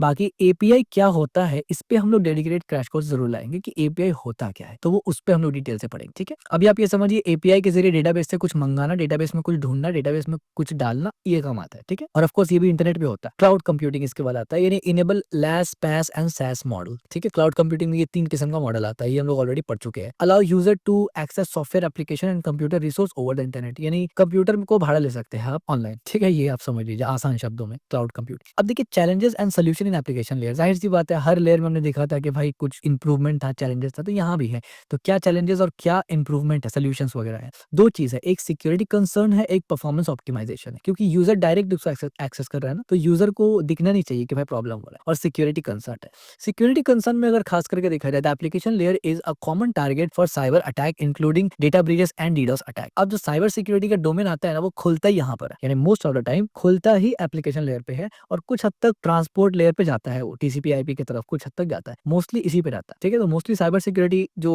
एथिकल हैकिंग वगैरह में होते हैं वो इसी में रहते हैं, खास करके जो ऑफेंसिव ट्रेनिंग में होते हैं, यानी ऑफेंसिव सिक्योरिटी में जो होते हैं मोस्टली एप्लीकेशन लेयर के डील करते हैं, और जो मोस्टली डिफेंसिव सिक्योरिटी में होते हैं ना, वो अदर लेयर के साथ काम करते हैं, ट्रांसपोर्ट लेयर और नेटवर्क लेयर में, ठीक है। Mitigates firewall intrusion detection prevention systems IDS IPS regular updates and patches. अब इसको करते क्या है, जाहिर सी बात है क्योंकि एप्लीकेशन लेयर में सबसे ज्यादा थ्रेट होता है, साइबर थ्रेट होता है, और इंक्लूडिंग डेटा ब्रीचेस, यानी आपका डेटा को अब आम पब्लिक कर दिया गया, और DDoS अटैक वगैरह या DOS अटैक वगैरह, उसको मिटिगेट करने के लिए, उससे बचने के लिए फायरवॉल्स की जरूरत पड़ता है। हमने प्रीवियस वीडियोस में फायरवॉल के बारे में बेसिक लेवल पे देखा था। इंट्रूजन डिटेक्शन सिस्टम हमने ये भी देखा था, इंट्रूजन प्रिवेंशन सिस्टम हमने ये भी देखा था, ठीक है। बाकी डिटेल में जब सिक्योरिटी क्रिप्टोग्राफी पढ़ेंगे ना, वहां इसको फिर से देखेंगे डिटेल में, और रेगुलर अपडेट और पैचिंग वगैरह में, ठीक है। दूसरा एप्लीकेशन लेयर में जब परफॉर्मेंस ऑप्टिमाइजेशन में जाते हैं ना, तो higher network traffic can overwhelming server if not efficiently manage. जाहिर सी बात है thousands of lakhs of millions of clients अगर सर्वर को इस्तेमाल करेंगे तो वो डाउन हो जाएगा। जैसे हम लोग देखते हैं कि न्यू ईयर ईद सेल में क्या होता है कि सर्वर डाउन हो जाता है, फ्लिपकार्ट Amazon वगैरह का। Solution load balancer distribute workload across multiple server and protocols optimize resource overhead. तो लोड बैलेंसिंग वगैरह इसमें डाला जाता है डिस्ट्रीब्यूट वर्कलोड वगैरह करने के लिए, ठीक है। अब लोड बैलेंसर वगैरह क्या होता है, ये भी बेसिकली सॉफ्टवेयर इंजीनियरिंग का एक पार्ट है, ये डेवलपमेंट का पार्ट कोर नहीं है, बट ये सॉफ्टवेयर इंजीनियरिंग का प्रिंसिपल्स में से एक बहुत इंपॉर्टेंट पार्ट है। और लोड बैलेंसिंग और स्केलेबिलिटी, ये दोनों के ऊपर हमने बहुत डिटेल से डिस्कस किया था हमारे कंप्यूटर ऑर्गेनाइजेशन एंड आर्किटेक्चर वाले कोर्स में। उसमें मैं आपको दिखाता हूँ, आप हमारे वेबसाइट में जाएंगे और यहाँ पर जाके आप बस लोड लिख दे तो master scalability load balancing tip, ये 46 मिनट का यहाँ पर है। आप इसको देखिए 2 हफ्ता पहले ही अपलोड हुआ है, आप इसको देख सकते हैं। स्केलेबिलिटी और लोड बैलेंसिंग इन डिटेल हमने डिस्कस किया है, हालांकि ये COA का टॉपिक है, बट हमने सॉफ्टवेयर इंजीनियरिंग पर्सपेक्टिव से भी बहुत डिटेल इस पे डिस्कस किया हुआ है, ठीक है। तो और स्केलेबिलिटी और रिलायबिलिटी में भी आप देख सकते हैं, ठीक है। यानी यहाँ पर हमने बताया कि लोड बैलेंस कैसे करके करते हैं और स्केलेबिलिटी कैसे करके करेंगे दोनों के साथ, और यहाँ पर रिलायबिलिटी के ऊपर हम डिस्कस किया, ठीक है। Encryption and authentication are crucial for ensuring data privacy and integrity. Data privacy और इंटीग्रिटी के लिए इंक्रिप्शन ऑथेंटिकेशन बहुत जरूरी होता है, ठीक है। जैसे कि protocols HTTPS include SSL and TSL encryption, वो जो हमने दिखाया था अभी, वो SSL TSL के अंदर ही में से कुछ इस्तेमाल किया होगा। While strong authentication mechanism like OAuth और टू फैक्टर ऑथेंटिकेशन यानी 2FA वेरीफाई यूजर आइडेंटिटी। यानी ये तो आपको पता ही है कि ऑथेंटिकेशन अगर आप स्ट्रांग रखते हैं, ओऑथ इस्तेमाल करते हैं, ओऑथ का मतलब गूगल के जरिए तुम्हें लॉग इन कर लो भाई, क्योंकि गूगल तो सिक्योर है।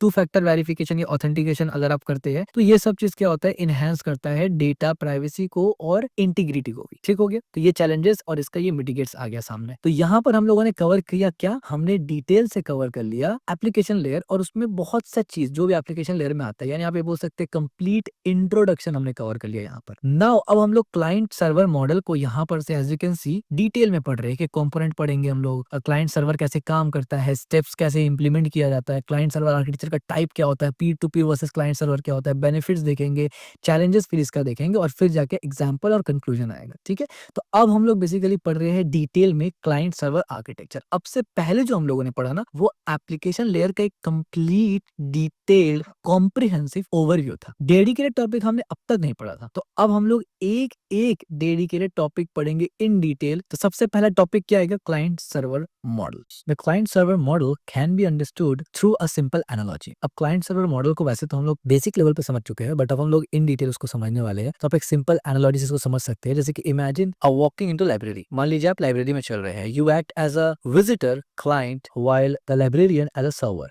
अब एक विजिटर क्लाइंट क्या करता है, लाइब्रेरी में जब आप जाते हैं तो लाइब्रेरियन सब सवाल पूछते हैं, ये बुक कहाँ रखा हुआ, ये बुक कहाँ रखा हुआ, जो भी XYZ, आप वहां पर खुद से आपको नहीं पता होता क्या करना है। तो क्लाइंट सर्वर आर्किटेक्चर भी वैसे ही करता है, आपको जो भी चाहिए आपको क्लाइंट से बात करना पड़ेगा। When you request a specific book, the librarian finds it and hand to you. Same as server भी यही करता है, आप बोलते हैं मुझे ये पेज लाके दो, वो ढूंढ के लाके देता है, आप बोलते हैं मुझे ये डेटा लाके दो, वो ढूंढ के लाके देता है। ठीक है, in the client server setup, the client send a request for the data or service and the server process the request and distribute the response. कोई भी सर्विस या कोई भी डेटा या कोई भी रिक्वेस्ट अगर क्लाइंट को चाहिए, वो सर्वर को करता है, और सर्वर क्या करता है, उसको प्रोसेस करता है और उसको फुलफिल करता है और डिस्ट्रीब्यूट कर देता है रिस्पॉन्स को। This structure interaction ensure efficiency and organisation in network communication. और ये जो स्ट्रक्चर है ना, इससे क्या होता है कि एफिशिएंट ऑर्गेनाइजेशन हो सकता है नेटवर्क कम्युनिकेशन में इस इंटरैक्शन से। The client server architecture is distributed computing model where task are divide between two entities, client which initiate request and server which respond to them. The server serves as a central system that stores, manage and provide resource to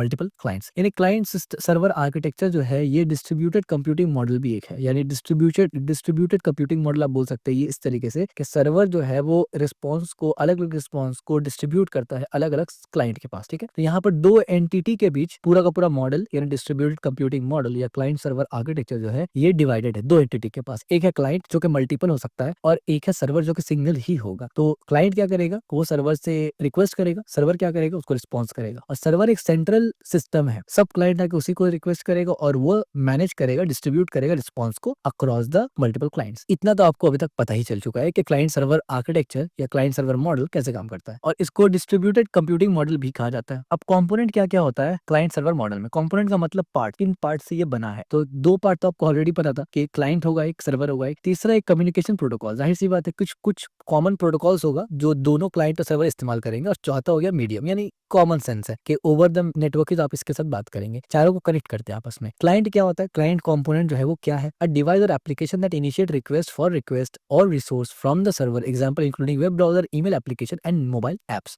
यानी client component में क्या क्या चीज आता है, client component में हर वो device और हर वो एप्लीकेशन आ जाता है ना जो सर्वर से रिक्वेस्ट कर सकता है, जैसे कि वेब ब्राउजर हो जाता है, ईमेल हो सकता है, ऑनलाइन गेमिंग हो सकता है, मोबाइल एप्स, कुछ भी हो सकता है। कोई भी डिवाइस, कोई भी एप्लीकेशन जो सर्वर से रिक्वेस्ट कर सके, वो सब क्लाइंट है। ठीक है, क्लाइंट कंपोनेंट है, यानी कंपोनेंट का मतलब पार्ट है, ये जो पूरा सर्वर क्लाइंट आर्किटेक्चर है उसका एक पार्ट है। सर्वर जो कंपोनेंट है उसका मतलब क्या होता है, act as a provider of a service or resource required by client, it stores, manage, processes data, ensure that the client receive the correct response. अब जो सर्वर कंपोनेंट है वो क्या करता है, वो बेसिकली सर्विस प्रोवाइड करता है, यानी जो रिक्वेस्ट कोई भी क्लाइंट, मल्टीपल क्लाइंट्स या सिंगल क्लाइंट ने जो भी सर्विस या डेटा मांगा है, वो सर्वर उसको प्रोवाइड करता है। अब वो स्टोर करने से रिलेटेड हो, मैनेज करने से रिलेटेड हो, डिलीट करने से रिलेटेड हो, रीड करने से रिलेटेड हो, कुछ भी हो, तो ये सर्वर कंपोनेंट का रिस्पॉन्सिबिलिटी है कि हर क्लाइंट को प्रॉपर वही रिक्वेस्ट को फुलफिल करे, रिस्पॉन्ड करे जो वो चाहता है। तीसरा होता है कम्युनिकेशन प्रोटोकॉल, ये एक कंपोनेंट है क्लाइंट सर्वर मॉडल का, standardised protocol that defined how data is format, transmit and interpret during an exchange, example including HTTP, TCP and SMTP.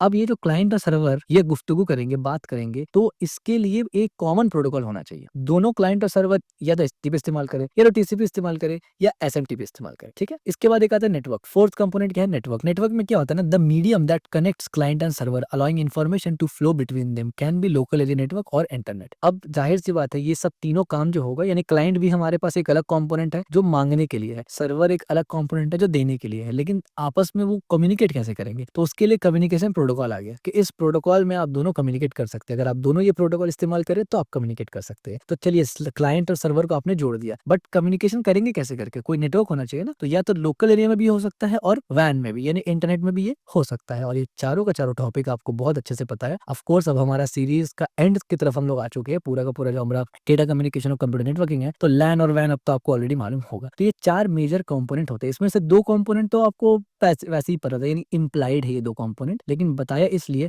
ताकि ये आपको पता हो कि क्लाइंट और सर्वर दोनों सेम प्रोटोकॉल इस्तेमाल करेंगे, ठीक है? और नेटवर्क तो वो मीडियम है जिसके जरिए होगा। तो ये सिंपल सा है पूरा का पूरा कंपोनेंट या architecture of client server protocol का। इसके बाद how client server model works, काम कैसे करता है? स्टेप 1 में क्या होता है? Client send a request to server, client server को रिक्वेस्ट सेंड करेगा। स्टेप 2 में क्या होगा? सर्वर प्रोसेस द रिक्वेस्ट, वो प्रोसेस करेगा रिक्वेस्ट को। स्टेप 3 में क्या होगा? Server send respond back to client. बस इतना ही सिंपल है। क्लाइंट पूछा, सर्वर उसको समझा या प्रोसेस किया और उसको दोबारा से जवाब दे दिया जो उसने मांगा था। This operation of the client server model followed a systematic flow, और ये जो 3 स्टेप बताए गए ना, ये सिस्टमैटिक तरीके से चलता है। कैसे? First, the client send a request to a server specifying the desired service और डेटा। सबसे पहले क्लाइंट एक पर्टिकुलर फॉर्मेट, एक स्ट्रक्चर से रिक्वेस्ट करेगा सर्वर को। क्लाइंट सर्वर को रिक्वेस्ट करेगा किस चीज के लिए? जो भी सर्विस उसको चाहिए, कोई भी डेटा चाहिए, कुछ रीड करना है, कुछ डिलीट करना है, कुछ डाउनलोड करना है, कुछ अपलोड करना है, कुछ भी XYZ वो करेगा। नेक्स्ट क्या करेगा? सर्वर प्रोसेस करेगा उस रिक्वेस्ट को, यानी समझेगा, कंपाइल्स द नेसेसरी इन्फॉर्मेशन और retrieve data from the database. अब सर्वर वहां पर क्या करेगा? उसको वो रिक्वेस्ट को समझेगा, देखिएगा वो ऑथेंटिक। आप बोलेंगे मुझे कुछ डिलीट करना है, तो पहले वो चेक करेगा ना कि आप ऑथेंटिकेट है कि नहीं है डिलीट करने के लिए, वगैरह वगैरह चीजें। सेकंड प्रोसेस में, थर्ड प्रोसेस में एक बार ये काम पूरा हो जाएगा, प्रोसेसिंग का काम पूरा हो जाएगा, तो सर्वर सेंड बैक करेगा रिस्पॉन्स। याद रखिए, सर्वर सेंड करेगा ही करेगा रिस्पॉन्स, चाहे वो आपको एक्सेस दे या ना दे, लेकिन वो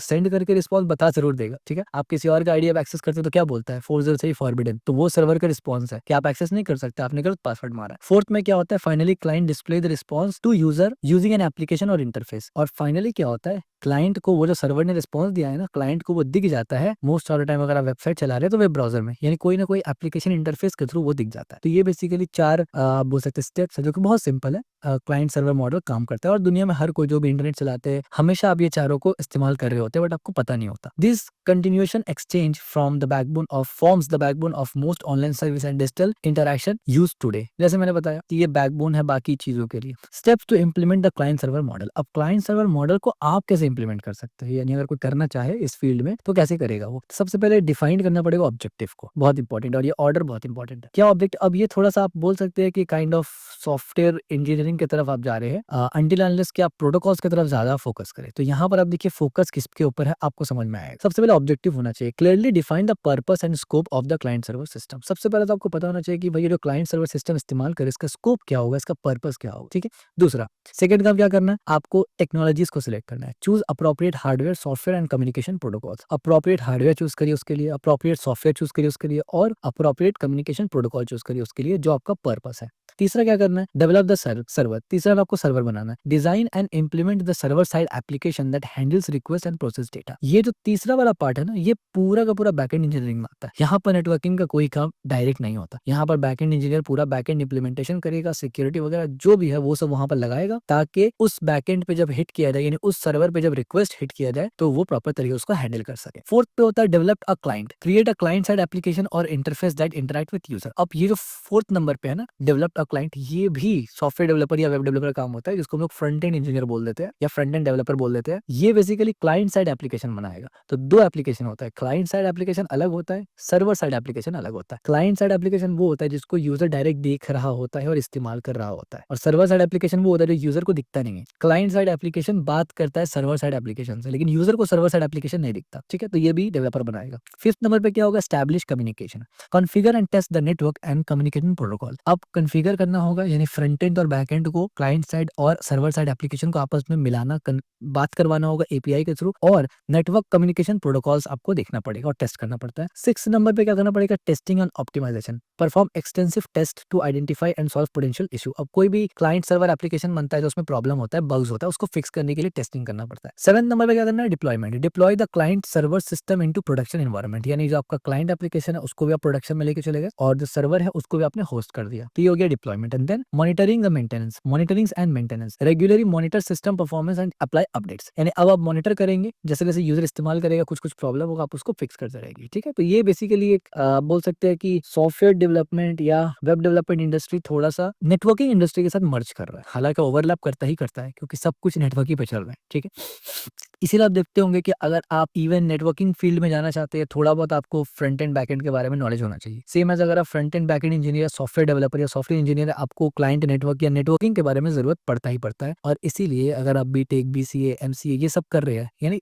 कंप्यूटर साइंस का कोई भी कोर्स सब्जेक्ट, बैचलर्स हो या मास्टर्स अगर आप कर रहे हैं, तो कंप्यूटर ऑर्गेनाइजेशन जैसे सब्जेक्ट हो गए, इस तरीके से नेटवर्किंग जैसे सब्जेक्ट हो गए, ये रहता ही रहता है। ऑपरेटिंग सिस्टम जैसे सब्जेक्ट हो गए, ये रहता है, क्योंकि आपस में ये सब ओवरलैप करता है। क्लाइंट सर्वर आर्किटेक्चर का टाइप। अब क्लाइंट सर्वर आर्किटेक्चर का कुछ टाइप्स होता है, तो यहाँ पर हमने 4 टाइप बनाया हुआ है। अब यहाँ पर टाइप टियर 1, टियर 2, टियर 3 और टियर, इस तरीके से मल्टीपल टियर हो सकता है। तब ये होता क्या है, देखिए टियर 1 आर्किटेक्चर कैसे होता है। कॉम्बाइन ऑल कंपोनेंट, क्या मतलब, यूजर इंटरफेस, ये क्या है बेसिकली, क्लाइंट साइड है, यानी क्लाइंट साइड एप्लीकेशन जिसको फ्रंट एंड बोलते हैं। बिजनेस लॉजिक, ये बैक एंड है, यानी server side application. And database, database एक अलग चीज है, बैक एंड अलग चीज है, डेटाबेस अलग चीज है। डेटाबेस बैक एंड आपस में बात करता है और जो रिजल्ट है वो फ्रंट एंड को भेजता है। ठीक है, तो इन सब को जब आप एक साथ कॉम्बाइन कर देते हैं इन सिंगल डिवाइस और सॉफ्टवेयर पैकेज सॉरी, एक सिंगल डिवाइस में या एक सॉफ्टवेयर पैकेज में अगर आप इसको बंडल कर देते हैं, एक साथ मर्ज करते हैं, suitable for smaller scale application but challenging to manage due to lack of separation. तो मोस्ट ऑफ द टाइम छोटा मोटा सॉफ्टवेयर में आप देखेंगे ऐसा होता है, बड़ा सॉफ्टवेयर में नहीं होता है, क्योंकि इसको स्केल करना बहुत डिफिकल्ट होता है जब आप इसको जोड़ देते हैं। तो जब आप ऐसे कोई एप्लीकेशन बना रहे हैं जिसमें front end back and database सब एक साथ जुड़ा हुआ है, चाहे मोबाइल एप्लीकेशन हो, वेब एप्लीकेशन हो, कहीं भी हो, अगर आपने उसको मर्ज किया एक साथ, तो उसको टियर 1 आर्किटेक्चर कहते हैं। अब हालांकि ये पॉइंट सॉफ्टवेयर डेवलपमेंट के लिए बहुत इंपॉर्टेंट है। मोस्टली लोग जो सॉफ्टवेयर डेवलपमेंट करते हैं उनको पता ही नहीं होता कि जो आप बना रहे हैं वो किस टियर का आर्किटेक्चर है। तो इसमें आपको ये फायदा होगा अगर आप फ्यूचर में सॉफ्टवेयर डेवलपमेंट, वेब डेवलपमेंट इसमें जाना चाहते हैं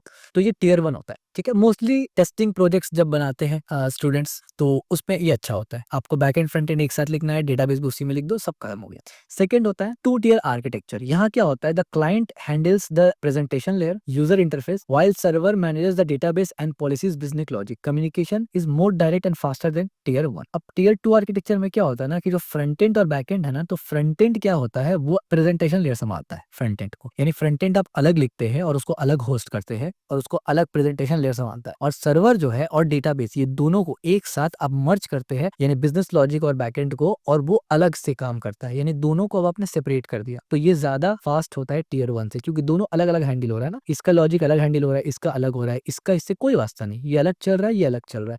मान लीजिए ये फेल हो गया, तो जरूरी नहीं कि ये फेल हो जाए, या ये फेल हो गया, जरूरी नहीं कि ये फेल हो जाए। बट यहाँ पर क्या था, सब कॉम्बाइंड था। तो टियर 2 आर्किटेक्चर में क्या है, फ्रंट एंड बैक एंड अलग अलग काम कर रहे हैं। नाउ टियर 3 आर्किटेक्चर क्या होता है, introduce a middleware layer between the client and the server. When a client send a request, the middleware process it and forward it to server, provides enhance security and data integrity. अब again, क्योंकि ये है course तो basically networking का, but यहाँ पर बहुत ही core और बहुत ही इंपॉर्टेंट टॉपिक्स डिस्कस हो रहा है बैकएंड इंजीनियर्स के लिए, तो ध्यान से सुने अगर आप बैकएंड में इंटरेस्टेड है तो। ये बेसिकली होता है क्या ना, कि हम लोग जब बैकएंड लिखते हैं तो हम लोग क्या करते हैं, जब भी क्लाइंट कोई रिक्वेस्ट करे तो हम लोग डायरेक्ट सर्वर तक पहुंचने ही नहीं देते, एक काइंड ऑफ फायरवॉल बना देते हैं कि पहले जो क्लाइंट मांग रहा है ना उसको चेक करे कि वो सब कुछ ठीक है कि नहीं। अगर वो ठीक है तब वो सर्वर तक पहुंचेगा, यानी जो यूजर ने पूछा है सब कुछ ठीक है तो वो सर्वर तक पहुंचेगा। फिर सर्वर में जाके वो डिसाइड होगा कि डेटाबेस में जाना है कि नहीं। अब बहुत से लोग यहाँ पर ये सोचेंगे, अगर वो थोड़ा बहुत बैकएंड जानते हैं तो ये कहेंगे नहीं नहीं ऐसा नहीं काम करता है। मिडिलवेयर बेसिकली क्या होता है कि जब आप मिडिलवेयर लगाएंगे तो डेटाबेस में जाने से पहले मिडिलवेयर में चेक होता है, फिर डेटाबेस में जाता है। मैं कहूंगा बिल्कुल ठीक कहा आपने, लेकिन ये एक लोअर लेवल है। इससे भी एक हायर लेवल होता है जिसमें आप अपने सर्वर के लॉजिक तक ही रिक्वेस्ट का क्लाइंट पहुंचने नहीं देते, उससे पहले एक वेरीफाई करते हैं। यानी यूजर ने क्लाइंट रिक्वेस्ट किया, आपके बैकएंड का जो मेन लॉजिक है, डेटाबेस का बात ही नहीं हो रहा अभी, मेन लॉजिक जो आपके बैकएंड में उस तक नहीं पहुंचेगा, उससे पहले एक चेक होगा, फिर वो मेन लॉजिक तक पहुंचेगा और वहां पर जाके फिर एक चेक होगा कि डेटाबेस में भेजना है कि नहीं, फिर डेटाबेस में जाएगा। ठीक है, तो इस तरीके से काम होता है, प्रोफेशनल इस तरीके से काम होता है। तो ये थर्ड लेयर हो गया। इससे क्या हो रहा है, इनहेंस होता है सिक्योरिटी और डेटा इंटीग्रिटी। यानी आप 3 बार चेक कर रहे हैं ना, पहला बार आप चेक कर रहे हैं सर्वर में पहुंचने से पहले, दूसरा बार आप चेक कर रहे हैं सर्वर में, और तीसरा बार आप चेक करेंगे डेटाबेस में। यानी डेटाबेस में जाने के बाद भी तो चेक होगा ना, तो डेटाबेस में जाने के बाद चेक होगा। मतलब जाने के बाद समझ जाने से पहले चेक होता है, जाने के बाद तो चेक नहीं होगा, जाने के बाद तो सर्च होगा, ठीक है। और इसमें मजीद और भी लेयर्स लग सकता है, इसका कोई थंब रूल नहीं है कि 2 या 3 होगा, डिपेंड्स ऑन आपका एप्लीकेशन सिक्योरिटी, आप और भी लेयर्स लगा सकते हैं, ठीक है। और यहाँ पर एन टियर होता है, यानी मल्टीपल टियर आर्किटेक्चर, जैसे जैसे मैंने बताया। Expand the three-layer model by separating each function into different layer, providing maximum scalability, flexibility and fault tolerance, ideal for complex enterprise system। तो हर चीज को आप अलग अलग लेयर में बांट देते हैं, हर चीज को आप सेपरेट रखते हैं, ठीक है। तो ये बेसिकली इंटरप्राइज लेवल और प्रोफेशनल प्रोडक्शन में काम करता है। और यही से काइंड ऑफ आप बोल सकते हैं कि कनेक्टेड टॉपिक है, इंस्पायर्ड टॉपिक है माइक्रो आर्किटेक्चर का, यानी एक पूरा का पूरा वेबसाइट को चाहे बैकएंड और फ्रंट एंड अलग अलग होस्ट करना, ठीक है। अब होस्टिंग ही अलग अलग हो रहा है, दैट इज थोड़ा डिफरेंट, सॉफ्टवेयर इंडस्ट्री का वो बात है। यहाँ पर आप समझ गए कि क्लाइंट सर्वर आर्किटेक्चर में भी कुछ टाइप्स होता है। पूरा front end back and database को एक साथ करेंगे टियर 1, फ्रंट एंड को अलग, बैक एंड डेटाबेस को एक साथ करेंगे तो टियर 2। और यहाँ पर क्या है कि फ्रंट एंड बैक एंड के बीच में एक मिडलवेयर होगा जो चेक करेगा, ये है टियर 3। और मल्टीपल लेयर्स जब आप लगाते हैं विदाउट एनी काउंट, क्योंकि एन टियर है यहाँ पर, तो वो होता है एन टियर। इसके बाद आता है peer to Pir versus client server architecture. अब पीर to Pir versus client server क्या होता है, यानी पीर टू पीर क्या होता है और क्लाइंट सर्वर क्या होता है, तो हमने ऑलरेडी देखा है पीर टू पीर क्या होता है और क्लाइंट सर्वर, लेकिन यहाँ पर हम लोग एक काइंड ऑफ एनालिसिस कर रहे हैं वर्सेस में। क्लाइंट सर्वर आर्किटेक्चर में क्या है, has clearly defined client and server, यानी क्लाइंट और सर्वर क्लियरली डिफाइंड होता है कि ये क्लाइंट है ये सर्वर है, सिंपल। और पीर टू पीर में क्या होता है, no distinction between client and server, all nodes are equal. Peer to peer में क्या होता है कि आप किसी को स्पेसिफिकली नहीं बोलेंगे तुम क्लाइंट और तुम सर्वर हो, तुम सिर्फ लोगे और तुम सिर्फ दोगे, ऐसा नहीं है। वहां पर क्लाइंट सर्वर दोनों सेम हो सकता है, अलग भी हो सकता है, कुछ डिफाइंड नहीं है। जबकि क्लाइंट सर्वर आर्किटेक्चर में डिफाइंड होता है कि ये क्लाइंट ही होगा और ये सर्वर ही होगा। Enables centralised data management through server. अब जो क्लाइंट सर्वर आर्किटेक्चर में है, यहाँ पर एक सेंट्रलाइज्ड डेटा मैनेजमेंट होता है कि सबको आके सर्वर से मांगेगा, मैनेजमेंट सिर्फ सर्वर में होगा। जबकि पीर टू पीर में क्या होता है, each Pir maintain its own data and application independently. और पीर टू पीर में क्या होता है कि हर जो पीर है, जिसको आप क्लाइंट सर्वर कुछ भी बोल सकते हैं, वो अपने से मेंटेन करता है डेटा को, ठीक है, कोई सेंट्रलाइज मेंटेनेंस नहीं है। प्राइमरी गोल क्या है सर्वर क्लाइंट आर्किटेक्चर का, primary goal is to share resource from the server to the client. Primary source ये है कि हर इन्फॉर्मेशन सर्वर के पास है, क्लाइंट को देना। सर्वर क्लाइंट आर्किटेक्चर में प्राइमरी गोल ये होता है कि सब कुछ सर्वर के पास है, देना है क्लाइंट को। जबकि पीर टू पीर में प्राइमरी फोकस होता है, focus on Pir connectivity and direct sharing between device. जबकि पीर टू पीर आर्किटेक्चर में मेन प्राइमरी गोल ये होता है कि दो डिवाइस को डायरेक्ट कनेक्ट करवाना, यही गोल है। अब करवा के क्या करोगे, दैट इज डिफरेंट। डायरेक्ट दो डिवाइस को कनेक्ट करवाना विदाउट इंटरमीडिएटर, ये मेन गोल होता है पीर टू पीर आर्किटेक्चर का। इसके बाद data and service are provided only in response request to client, यानी जो क्लाइंट सर्वर आर्किटेक्चर है, यहाँ पर डेटा या सर्विस जो भी है वो तभी दिया जाता है जब क्लाइंट रिक्वेस्ट करे, अदरवाइज नहीं दिया जाएगा। जबकि पीर टू पीर में क्या होगा, पीर to Pir can both request provide service offers mutual interaction, यानी यहाँ पर से क्या हो रहा है ना, क्लाइंट सर्वर आर्किटेक्चर में सिर्फ और सिर्फ सर्वर ही भेज सकता है क्लाइंट को, क्लाइंट खुद से कुछ नहीं कर सकता, क्लाइंट बस रिक्वेस्ट करेगा। जबकि पीर टू पीर में बोथ क्लाइंट सर्वर, यानी एक ही डिवाइस खुद क्लाइंट भी बन सकता है, सर्वर भी बन सकता है, म्यूचुअल इंटरेक्शन होगा, यानी लेन देन होगा। यहाँ पर तो लेन देन नहीं हो रहा ना, सिर्फ सर्वर ही दे रहा है, आप तो ले ही रहे हैं, जबकि यहाँ पर लेन देन होगा, आप दे भी सकते ले भी सकते। इसके बाद suitable for small and large network due to centralize control. अब जो सर्वर क्लाइंट आर्किटेक्चर है, ये स्मॉल नेटवर्क में भी चलता है और लार्ज नेटवर्क में भी चलता है, क्योंकि सेंट्रलाइज कंट्रोल है, मैनेज करना ईजी होता है। जबकि P to Pir best suited for small network, usually fewer than 10 device, यानी इतना छोटा नेटवर्क जहाँ पर 10 से कम डिवाइस हो, कम से कम 10 या 10 से कम डिवाइस हो, वहां पर ये अच्छा होता है, क्योंकि मैनेज करना फिर यहाँ पर थोड़ा सा डिफिकल्ट हो जाता है। तो ये कुछ बेसिक आप बोल सकते हैं एनालिसिस था वर्सेस में कि कैसे पीर टू पीर डिफरेंट होता है सर्वर क्लाइंट आर्किटेक्चर से। और इंपॉर्टेंट आपके लिए ज्यादा सर्वर क्लाइंट आर्किटेक्चर ही है। Benefits of server client network. अब आप बोलेंगे यार सर्वर क्लाइंट नेटवर्क आ गया, इससे पहले सर्वर क्लाइंट आर्किटेक्चर था, उससे पहले सर्वर क्लाइंट का आर्किटेक्चर का टाइप आया, फिर मॉडल आ गई, चल कह रहा है। तो देखिए ये नाम सिर्फ अलग अलग बताने का, अलग अलग चीज को रिप्रेजेंट करने के लिए। जब हमने मॉडल बोला तो उसमें ये सब चारों कंपोनेंट, पांचों आठों कंपोनेंट आ रहा था। जब हमने टाइप्स बोला तो आर्किटेक्चर का टाइप देखने लग गए। जब हम लोगों ने वर्सेस में, जब हम लोगों ने यहाँ नेटवर्क देखा तो हम लोग और ब्रॉडर सेंस में देख रहे हैं कि ये जो पूरा का पूरा नेटवर्क है, बेनिफिट्स क्या होता है client server.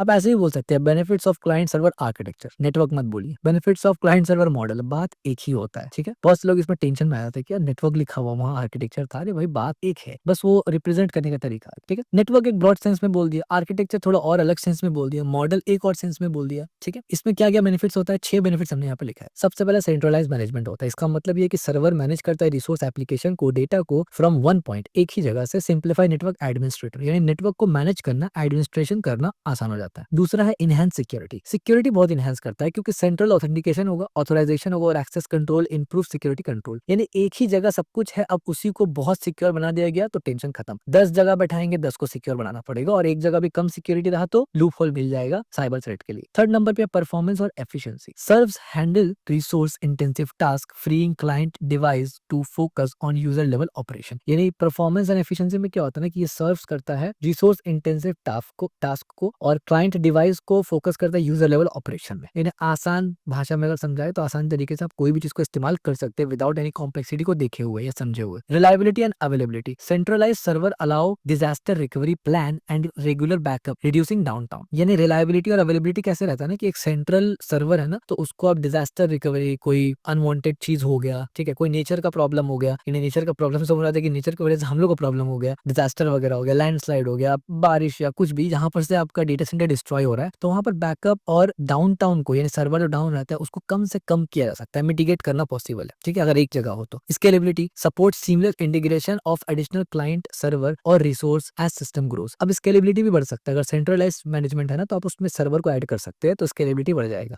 Remote access mobility, user can access resource from any location, support flexible work environment. अब एक और चीज है कि यूजर क्लाइंट कहीं से भी एक्सेस कर सकता है दुनिया में बैठ के क्योंकि सर्वर सेंट्रलाइज्ड है। तो ये कुछ मेजर बेनिफिट्स है क्लाइंट सर्वर आर्किटेक्चर का। Challenges in client server model and solution, जैसे हमने ऊपर देखा था ना कि एप्लीकेशन लेयर में कुछ चैलेंज आता है। अब एप्लीकेशन लेयर के अंदर मेजर पार्ट क्या था, क्लाइंट सर्वर आर्किटेक्चर था, यानी एक बहुत बड़ा पार्ट था, उसमें भी कुछ चैलेंजेस आते हैं। तो वो क्या चैलेंजेस है 4 चैलेंजेस है। सबसे पहले server load, overload, network dependency, security risk और सिंगल पॉइंट ऑफ फेलियर। और ये बहुत इंपॉर्टेंट पॉइंट है सॉफ्टवेयर डेवलपर्स के लिए, ठीक है। जैसे मैंने पहले आपको कहा था ना कि एप्लीकेशन लेयर पूरी यूजर इंटरक्शन से डील करता है और यूजर इंटरक्शन में जो भी चीज आप देखते हैं वो सॉफ्टवेयर डेवलपमेंट के अंदर आ जाता है, इसलिए बहुत कनेक्टेड हो जाता है, ठीक है। तो ध्यान से सुनना अगर आप सॉफ्टवेयर इंडस्ट्री में इंटरेस्टेड है तो। सर्वर लोड बैकएंड इंजीनियर के लिए बहुत इंपॉर्टेंट है, बल्कि बैकएंड इंजीनियर से अगर मैं ना बोलूं, मैं बोलूं सॉफ्टवेयर इंजीनियर के लिए बहुत जरूरी है। वैसे इसमें फर्क होता है, बहुत से लोग इसमें फर्क नहीं समझते। बैकएंड इंजीनियर अलग है, फ्रंट एंड इंजीनियर का काम अलग है, सॉफ्टवेयर इंजीनियर अलग होता है, सॉफ्टवेयर डेवलपर भी थोड़ा अलग होता है, ठीक है। ये चारों चीज अलग अलग ओवरलैप करता है काम, लेकिन पर्पस अलग अलग होता है, मकसद अलग अलग होता है। सर्वर ओवरलोड क्या होता है, challenge. When many clients send request simultaneously the server may be overwhelming, यानी एक साथ जब बहुत सारा क्लाइंट रिक्वेस्ट करता है तो सर्वर क्रैश होने का चांस हो जाता है या सर्वर डाउन हो जाता है। जैसे आप देखते होंगे बिग बिलियन डे वगैरह में जो सेल्स लगता है, फ्लिपकार्ट अमेजोन का सर्वर कभी कभी लो हो जाता है, खास करके जैसे 12 बजते हैं उस पल मिनट में स्लो हो जाता है या बहुत टाइम तो क्रैश ही हो जाता है, ठीक है, यानी डाउन हो जाता है, पेज ही नहीं खुलता है। सोल्यूशन क्या है, apply load balancer to distribute traffic across multiple servers and use cache mechanism. तो अब सॉफ्टवेयर जो इंजीनियर्स है या जो बैकएंड डेवलपर्स है उनको यहाँ पर लोड बैलेंसर डिस्ट्रीब्यूटर पहले से अच्छा से करना पड़ता है ताकि ट्रैफिक को अक्रॉस मल्टीपल सर्वर कर सके और कैश मैकेनिज्म का भी इस्तेमाल करना चाहिए, ठीक है। इसके बाद नेटवर्क डिपेंडेंसी आता है, इसमें चैलेंज क्या आता है, the server model heavily depends on network connectivity. जो सर्वर मॉडल है ना वो पूरी नेटवर्क कनेक्टिविटी पर डिपेंड करता है। क्यों? क्योंकि आप लोकली इस्तेमाल नहीं कर रहे, इंटरनेट पे इस्तेमाल कर रहे, तो नेटवर्क कनेक्टिविटी पे पूरा डिपेंड करता है। Ensure a robust network infrastructure with redundant communication and fail over system. तो जाहिर सी बात है नेटवर्क फेलियर के लिए और कोई भी चीज अगर नेटवर्क में गड़बड़ हो उसके लिए भी आपको रेडी होना पड़ता है क्योंकि ये नेटवर्क डिपेंडेंट है, ठीक है, क्योंकि इंटरनेट पे ही से एक्सेस कर रहे हैं आप। अब क्योंकि इंटरनेट से एक्सेस कर रहे हैं तो इसका मतलब सिक्योरिटी रिस्क तो आना ही आना है। लोकल में सिक्योरिटी रिस्क कम आता है, इंटरनेट में ज्यादा आता है। क्या चैलेंज है, centralize server are attractive target for cyber threat. अब जाहिर सी बात है आपने एक सर्वर बना के इंटरनेट पे छोड़ दिया, भाई ये मेरा सर्वर है, तो इंटरनेट तो खुला जगह है, कोई भी आपको टारगेट करेगा ही करेगा क्योंकि आप सेंट्रलाइज जगह है, तो आपको उसको सिक्योर बनाना जरूरी हो जाता है। सोल्यूशन क्या है, use strong encryption, conduct regular security audits and deploy firewalls. अब स्ट्रॉन्ग इंक्रिप्शन का मतलब क्या है, स्ट्रॉन्ग इंक्रिप्शन का मतलब जो डेटा इंक्रिप्शन के लिए करते हैं वो स्ट्रॉन्ग इंक्रिप्शन हो जाएगा। रेगुलर सिक्योरिटी ऑडिट्स यानी साइबर सिक्योरिटीज या एनालिस्ट को हायर करना जो आपका पूरा सिस्टम को मॉनिटर ऑडिट करेगा, टेस्टिंग करेगा उसके ऊपर, और फायरवॉल्स वगैरह को लगाना, ठीक है। तो ये सिक्योरिटी रिस्क हो गया, इसको ऐसे सॉल्व कर सकते हैं। Single point of failure, if server goes down all connected client may lost access. अब अगर सर्वर डाउन गया फॉर सम रीजन तो जितना भी क्लाइंट है, हजारों लाखों, वो सब लॉस हो जाएगा, एक्सेस नहीं कर पाएगा कोई भी। Solution, introduce redundancy through backup server, clustering और फेल ओवर मैकेनिज्म। जैसे आपने सुना भी होगा कि इतने सेकंड के लिए या इतना मिनट के लिए अमेजोन का सर्वर डाउन हो गया था तो इतना मिलियंस का घाटा हो गया उनको, ठीक है। ये आपने सुना होगा, इंटरनेट में बहुत फेमस है। उसका पीछे रीजन ये है कि वो जो लो होता है ना वो बेसिकली सर्वर ही लो हो गया, यानी अब कोई भी एक्सेस उसको, कोई भी क्लाइंट उसको एक्सेस नहीं कर पा रहा है। तो ये ना हो इसके लिए रिडंडेंसी को डाला जाता है, बैकअप सर्वर को, क्लस्टरिंग वगैरह को, फेलियर ओवर मैकेनिज्म को डाला जाता है, ठीक है, ये सब काम किया जाता है ताकि सिंगल पॉइंट ऑफ फेलियर ना हो। और सॉफ्टवेयर इंडस्ट्री में इसको बहुत ही सीवियर चीज मनाया था, खतरनाक मनाया था कि बस single point of failure is danger, तो कभी भी उसको नहीं रखना, ठीक है। यानी नाम से ही सुन के खतरनाक लग रहा है, सिंगल पॉइंट ऑफ फेलियर, यानी वो एक ही चीज है, फेलियर गया तो खत्म, तो वो नहीं करना। खास करके जो इंटरप्राइज लेवल के बिजनेस होते हैं ना, वो इस पे बहुत फोकस करते हैं। तो ये 4 चीज भी आप समझ गए, चैलेंजेस और सॉल्यूशन जो क्लाइंट सर्वर मॉडल में आता है। Example of client server network. अब क्लाइंट सर्वर नेटवर्क या क्लाइंट सर्वर में कौन कौन सा एप्लीकेशन या सर्विस चलता है उसके बारे में। क्या क्या है? वेब ऐप चलता है, यानी web browser client request web page from server, web page से सर्वर मांगता है क्लाइंट, ये चलता है। ईमेल सर्विस चलता है, email client connecting to email service to send receive and store message, ये भी हमने देख लिया। डोमेन नेम सिस्टम चलता है, यानी DNS servers provide client with routing information to locate website, यानी वेबसाइट का आईपी एड्रेस उसके नाम के साथ जो कनेक्ट करता है, मैपिंग का। DHCP dynamic host configure protocol, DHCP इस्तेमाल होता है, serve provide network configuration detail to client, ठीक है। फाइल शेयरिंग के लिए इस्तेमाल होता है, application like Dropbox relies on file server for storage access, ठीक हो गया। डेटाबेस मैनेजमेंट सिस्टम, यानी client communicate with database server to manage query and data, यानी वही बात है कि बैकएंड जब डेटाबेस से बात करता है वो भी। Online gaming, game client connect to server to interact with other player, जैसे कि पबजी खेल रहे हैं आप ऑनलाइन, तो जाहिर सी बात है आप एक सर्वर से कनेक्ट करें ना, वो भी क्लाइंट सर्वर नेटवर्क ही होता है। सेंट्रलाइज नेटवर्क है, दुनिया में कहीं से भी कोई भी गेम खेले वही सर्वर पबजी का इसमें जाके आप खेल सकते हैं, ठीक है। ऑनलाइन बैंकिंग भी यही होता है, banking application allow customers to access account through centralize server, ठीक है। और ऑफ कोर्स ये क्योंकि बैंकिंग है तो सिक्योरिटी में बहुत फोकस करते हैं। Enterprise resource planning solution like SAP using centralize server to manage resource. Summary and FAQ, frequently asked questions. अब जो हमने डिस्कस किया उसमें से कुछ बहुत इंपॉर्टेंट क्वेश्चंस है, 3-4 हमने लिया हुआ, उसको देख लेते हैं। Summary, and you will be able to answer all this. The application layer is a topmost layer in both OSI model and TCP/IP model, acting as an interface between end user application and the network. It's enable communication, data exchange, and interaction with service such as web browser, email, and file transfer, जो हमने already देख लिया। What is an application layer in networking. अब networking application layer क्या है भाई, तो जाहिर सी बात है इसमें क्या ही बताऊं, इसको तो आप पूरा डिटेल लिख सकते हैं। What are some common protocols used in application layer. Simple HTTP, HTTPS, FTP, SMTP, ये सब डाल देना। How does the client server model differ from peer to peer model. हमने यहाँ पर डिटेल एनालिसिस किया ना वर्सेस वाले में, इसमें तो यहाँ से आप इजीली बता सकते हैं, ठीक है। So that's it for today's video, या वीडियो क्या बोलूंगा, टुडेज क्रैश कोर्स, जो कि हमारा पार्ट 1 था ऑफ कोर्स, जिसमें हम लोगों ने फर्स्ट पार्ट में, यानी पार्ट 1 को भी हमने पार्ट 1A और पार्ट 1B के हिसाब से अगर समझे, क्योंकि स्लाइड्स उसी एतबार से हमने बनाया है, तो पार्ट 1A में, क्रैश कोर्स 1 का A में हमने देखा complete detail introduction application layer का, कि एप्लीकेशन लेयर क्या है, कैसे काम करता है, ओएसआई मॉडल वगैरह एवरीथिंग इंट्रोडक्शन लेवल हो गया। और क्रैश कोर्स 1 का B पार्ट में हमने देखा client server architecture code detail से। अब नेक्स्ट वीडियो में हम लोग, यानी नेक्स्ट क्रैश कोर्स में, जो कि एप्लीकेशन लेयर का ही सेकंड पार्ट होगा, उसमें हम लोग दूसरे चीजों को बहुत डिटेल में देखेंगे जो भी एप्लीकेशन लेयर के अंदर आते हैं। तो अगर अब तक आप इस चैनल को सब्सक्राइब नहीं किया तो सब्सक्राइब कर लीजिए, और वीडियो को अगर अब तक देख रहे हैं तो इस वीडियो को लाइक भी करना और इस वीडियो को शेयर भी कर देना।